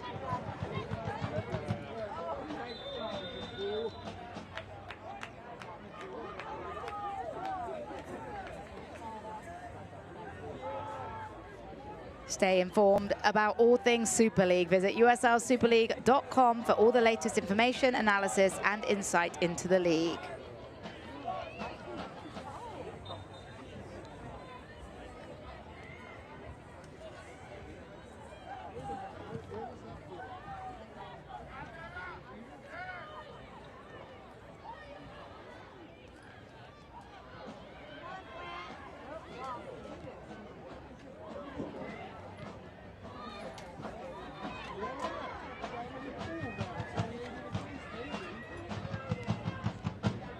And this is good from Orcus right there. She's trying to play out of the back, but they're just giving up possession. McCain's shifted more into that holding mid-roll, and she'll dictate play.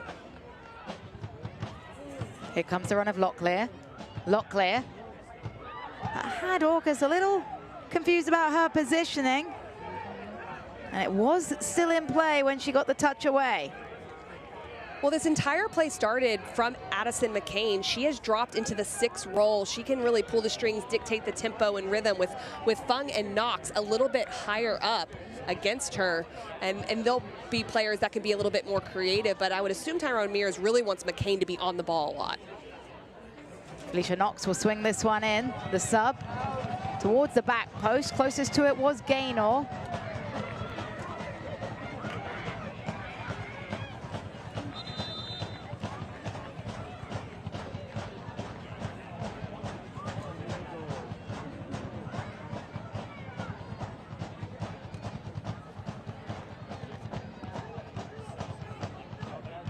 Feel the atmosphere at the Riverfront Stadium starting to heat up. These fans sense they're getting closer and closer to an opportunity as we see substitutions getting ready for Tampa Bay Sun as well. Denise Schulte-Brown is saying, I will respond with fresh legs as well. Coming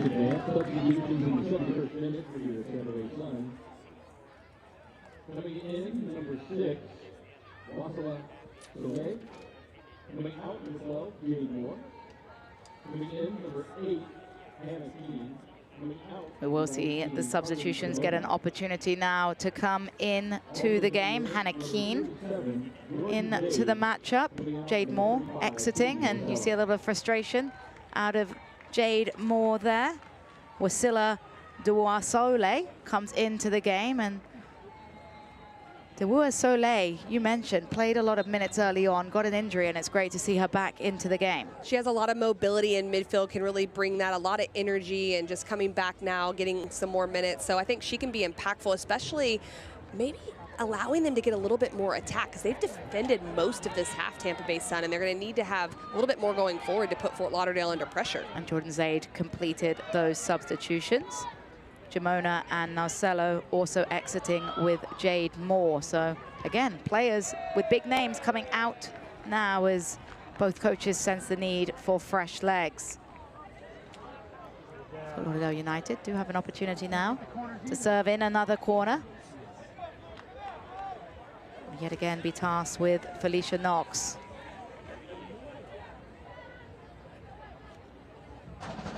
Knox. This one a little deep. McCain flicks it down. A player goes to ground in the box for Fort Lauderdale United. No real appeals as McCain controls. McCain strikes, it's blocked away. Will fall to Knox. Knox's cross towards the 6-yard box. Diving header clear by Hendricks. Well, this change in the midfield of Knox and Fung has gone to more of 2 attacking midfielder roles. You can see that Tyrone Mears wants to make sure that there's a lot of pressure in that attacking third with his personnel changes. It's working with the series of corners. This one, a different trajectory. Falls back to McCain, who loops it, and Ashley Orcus again with the big catch, timed it well. She pulls it out right away to try and get the counter-attack started. Driven ball. And chasing this one down is Jordan Zaid. Zaid, fresh legs.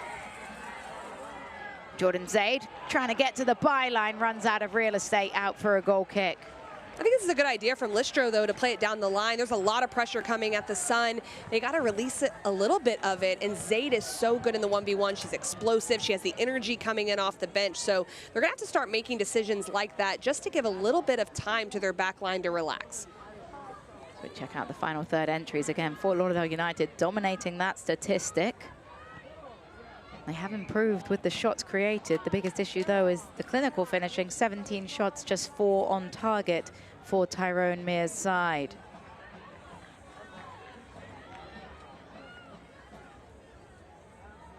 Here's a look at Denise Schulte-Brown. She'll know that there's still a lot of work to be done in this game to see out the result as Bochum. Schulte-Brown talked about the different threat that Bochum provides versus Locklear. Now she'll face both of them on the field at the same time. Listro.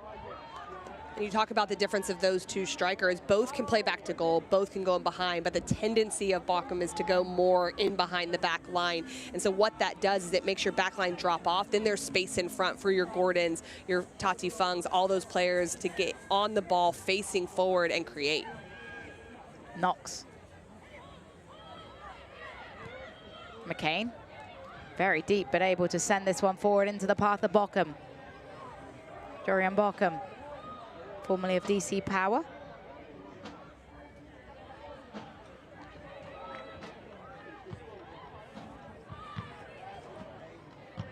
She gets back on the ball now. A dip of the shoulder from Bochum.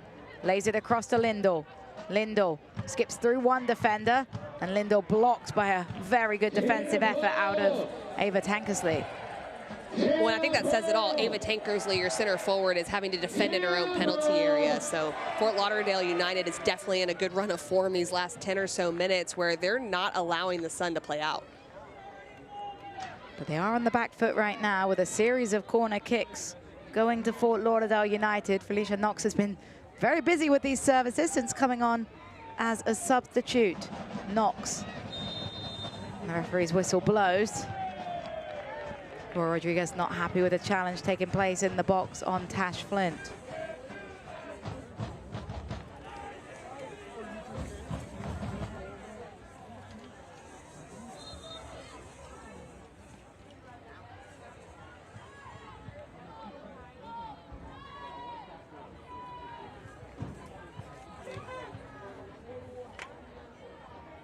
Ashley Orcus looking to preserve a shutout today. Something that has not been done by any goalkeeper in a Florida derby.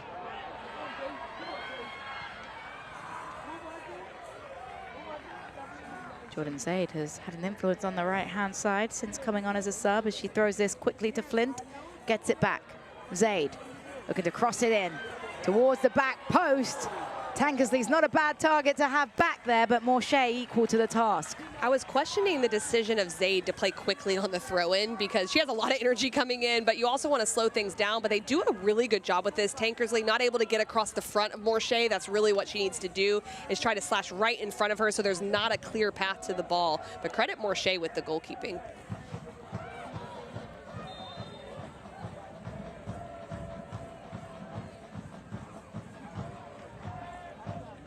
Laura Rodriguez just explaining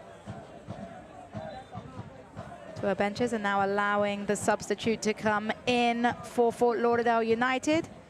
Nia Christopher will replace Locklear now, and Kira Locklear has been very busy today. Led Fort Lauderdale United in shots, picked up the yellow card, but she's a live wire and she'll be disappointed to have not found a goal today. I think she is what stimulated Fort Lauderdale United to get back into the game a little bit, at least with more possession and more dangerous opportunities going forward. Bochum.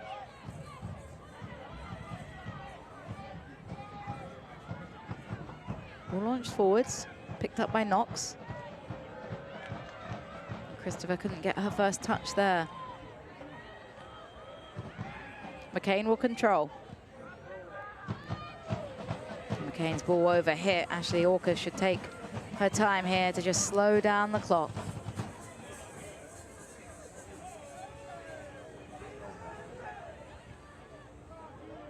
Haugen.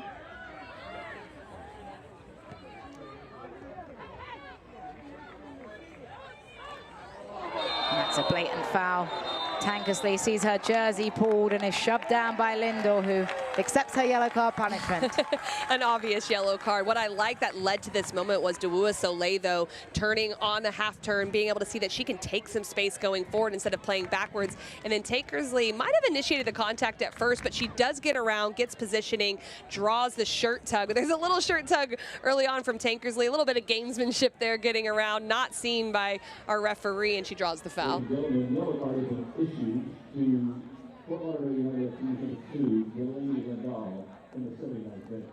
Fifth percent. Getting told by Laura Rodriguez that this is on her whistle as she requests the 10-yard wall from Fung.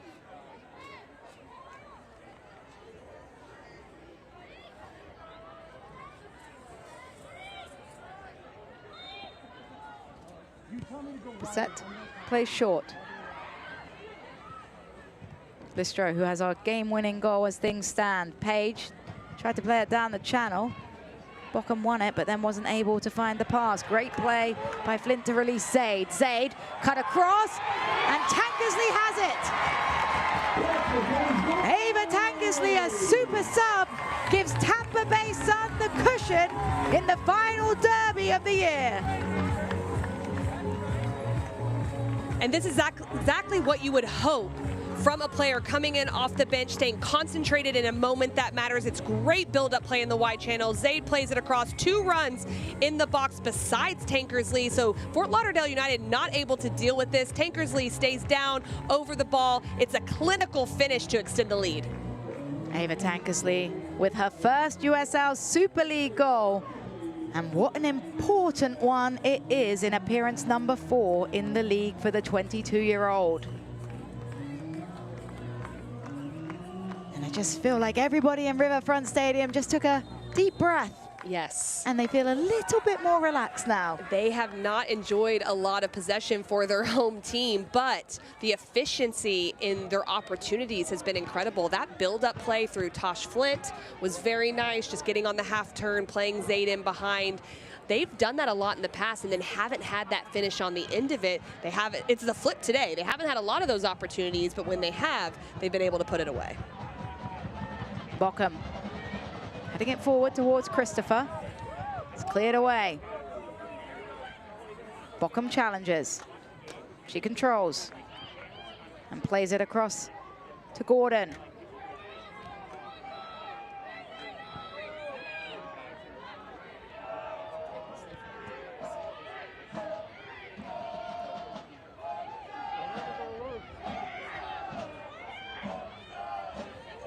Lindell.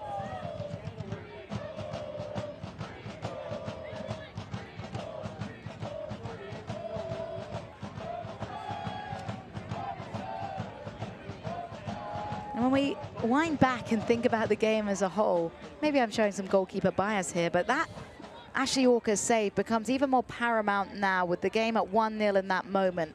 If she doesn't make that save, this is a different game in its entirety, Casey. If that shot goes in, if it's converted, you're right. It completely changes the game. It's a game of momentum at times and moments, and that was a huge moment and a catalyst for the Sun to stay in it. And you want that from your goalkeeper. Yes, they need to make the saves that they should make, but they have to come up with 1 or 2 big saves every now and then at this level, and that's what she does that allows them to keep that lead. Now, for Ashley Orcas, preserving that clean sheet, the shutout, so important for the back line and the goalkeeper as well after all the effort they have put in across the 82 minutes of action we've seen so far. Zaid. Well, what I've been impressed with the Sun, for a team that really would like to possess, they have figured out how to control the game out of possession, and they've seemed okay with doing that. I'm sure they'd love more, but they're still able to go forward. Here comes Zaid. Cut towards the penalty spot. Cleared one time away by Lindell. And sometimes you need a plan B, and Denise Schulte-Brown's side have certainly developed a plan B, and that's a good thing to have in your pocket when it comes to playoffs potentially and must-win games. Well, when we spoke to her too, the press is what's been going well for them, and the way they defend out of possession in their mid-block and how they step and how they are able to compact space. And so if you're not going to get possession, at least make sure that is right, and that's something that they've done tonight. Foul is won by Hannah Keane.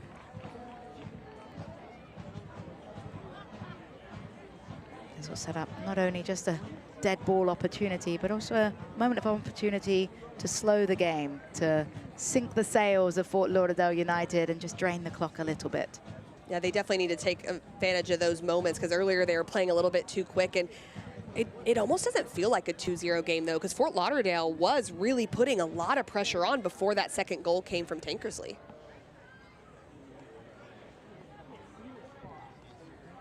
Bissett will play this one down the line. A deep high cross out of play. And if Denise Schulte-Brown's being picky, put your foot on it, recycle it around, change the point. These are moments when you're in your attacking half that you can really settle in possession and just take the air out of the game even more so than when you draw those set pieces. Dua Soleil wins that aerial duel and now controls. Good patience from the sub as Dua Soleil receives again.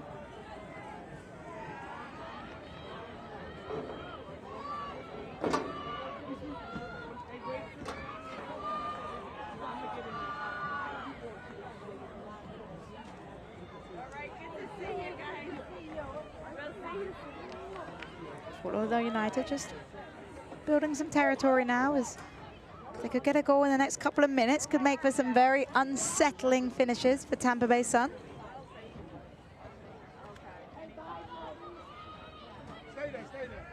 As Keane will chase. Hannah Keane, a little stop at the pace. In the end, it is recovered. Bissett puts it out of play. Well, the way that the Sun are defending has taken Fort Lauderdale out of their rhythm. They're playing a lot longer and a little bit more direct than we're used to seeing them play. And I think the switches that Tyrone Mears made was to get Addie McCain on the ball a little bit more with that deeper lying position. Flint caught in possession by Fung. And Addie McCain will dink this one forward for a running Bockham. Bockham couldn't settle it. Christopher Will, as she played it inside. Is there a foul? Referee looks the other way.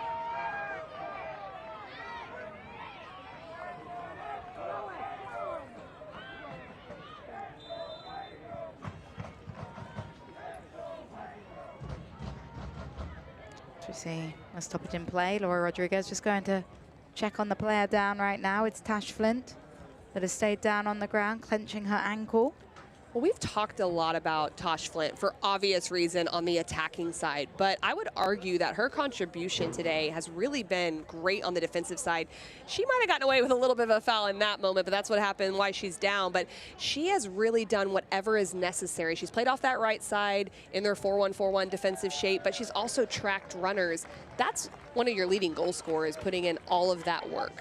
You've got to do the dirty work sometimes, and it seems like she grabs that dirty work with two hands and is excited to contribute to your team. And perhaps with her being such an experienced player, that's where Denise Schulte-Brown can really rely on her wherever she needs her on the field to play. It's one of those intangibles, Jessica, and I think that's something you don't see unless you see it over time. And when you play teams multiple times in a season, there might be a new role that you really have to fill that could be the separator.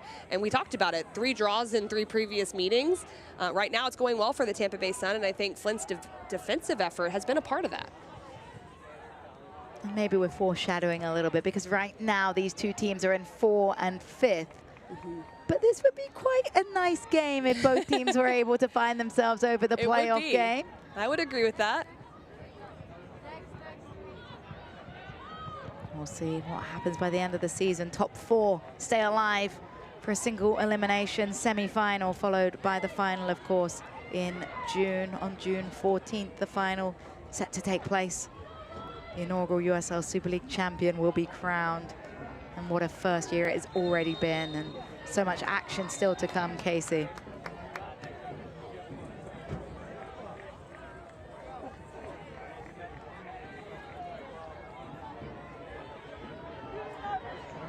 When it comes to playoff seeding, of course, with 1 hosting 4, 2 hosting 3, getting 1 or 2 also very important when it comes to home field advantage.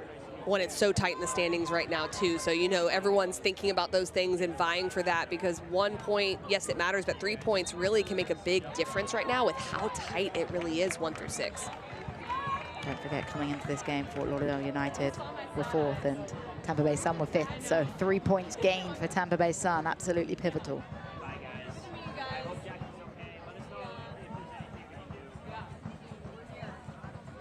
Bissett sends this one long. Headed away by McCain, whose work rate exemplary. Zaid.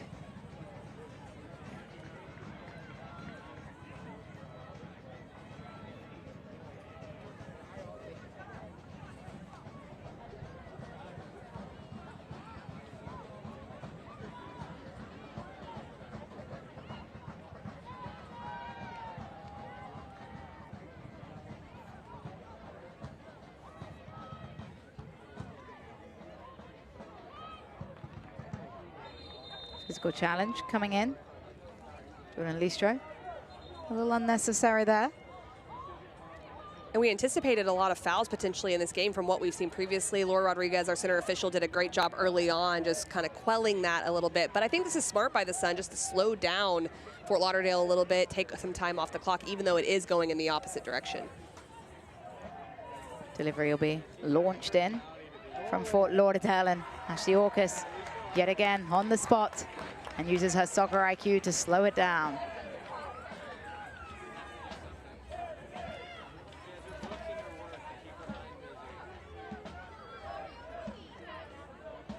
Walker's taking some liberties with the 6 seconds that she's currently allowed. She half volleys that one away. Flint sends it further forward for Tankersley to chase. Tankersley will chase it down, and she blocks the clearance. Ava Tankersley on a goal already, goes to the corner. It's smartly done by Tankersley as we see 3 minutes of additional time. 3 minutes away from the first winner of this Florida matchup. And it's taken till game number 4, as even as can be between these two. But tonight, Tampa Bay Sun have been able to separate themselves. Casey, how have they managed to do that? I think a really disciplined defensive shape has been good, a commitment and a buy-in to the areas they wanted to step and suffocate for Fort Lauderdale United, and some big moments by some big players. 2 important goals, a great save from Orcus. You still have to have those moments occur, even though things might be going well between the penalty areas.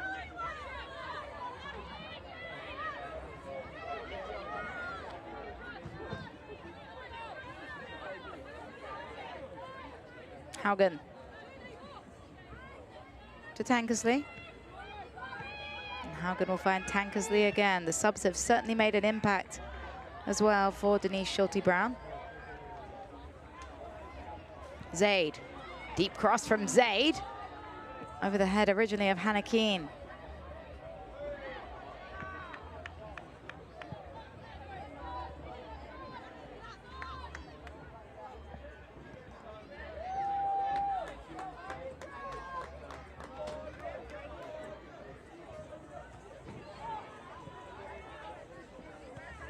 Fung pops this one forward. Now to play for an attacking throw for Fort Lauderdale United.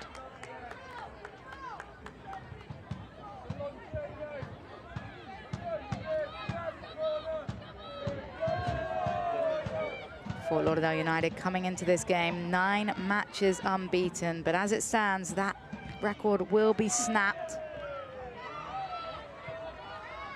This will be their first loss since November 23rd. 2025 has not faced too many complications, but right now they are on their way to tasting defeat again.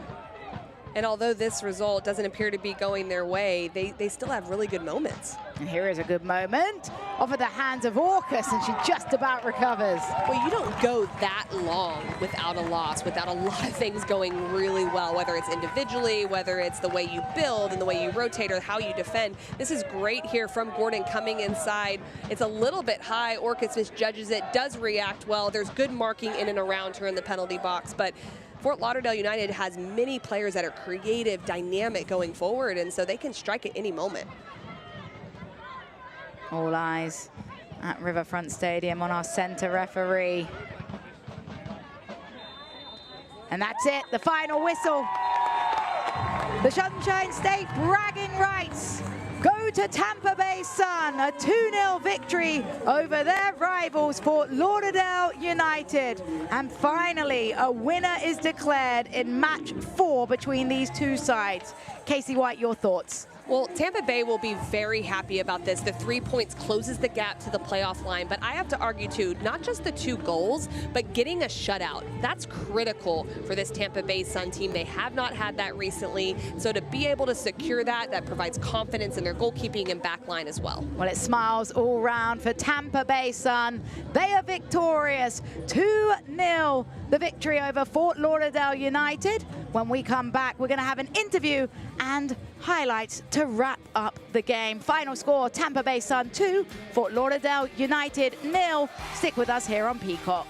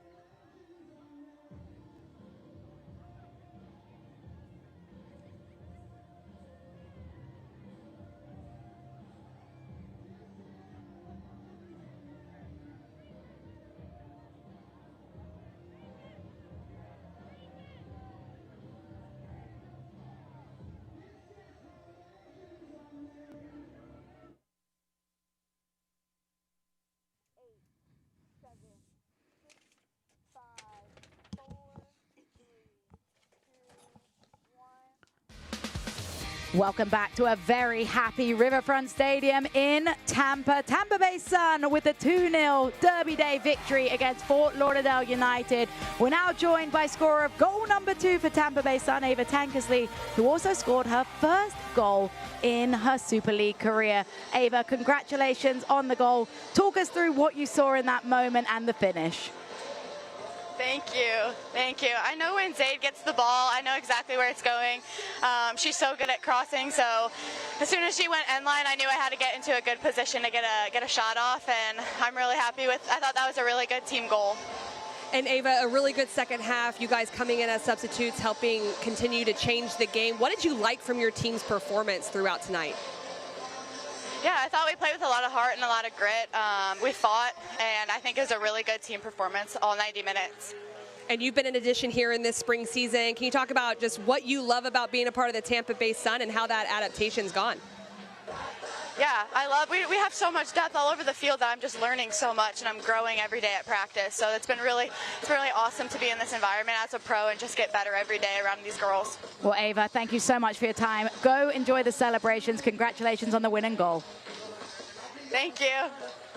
That was Ava Tankersley, goal scorer of goal number 2. Let's take a look at the entirety of the game now, though. The highlights.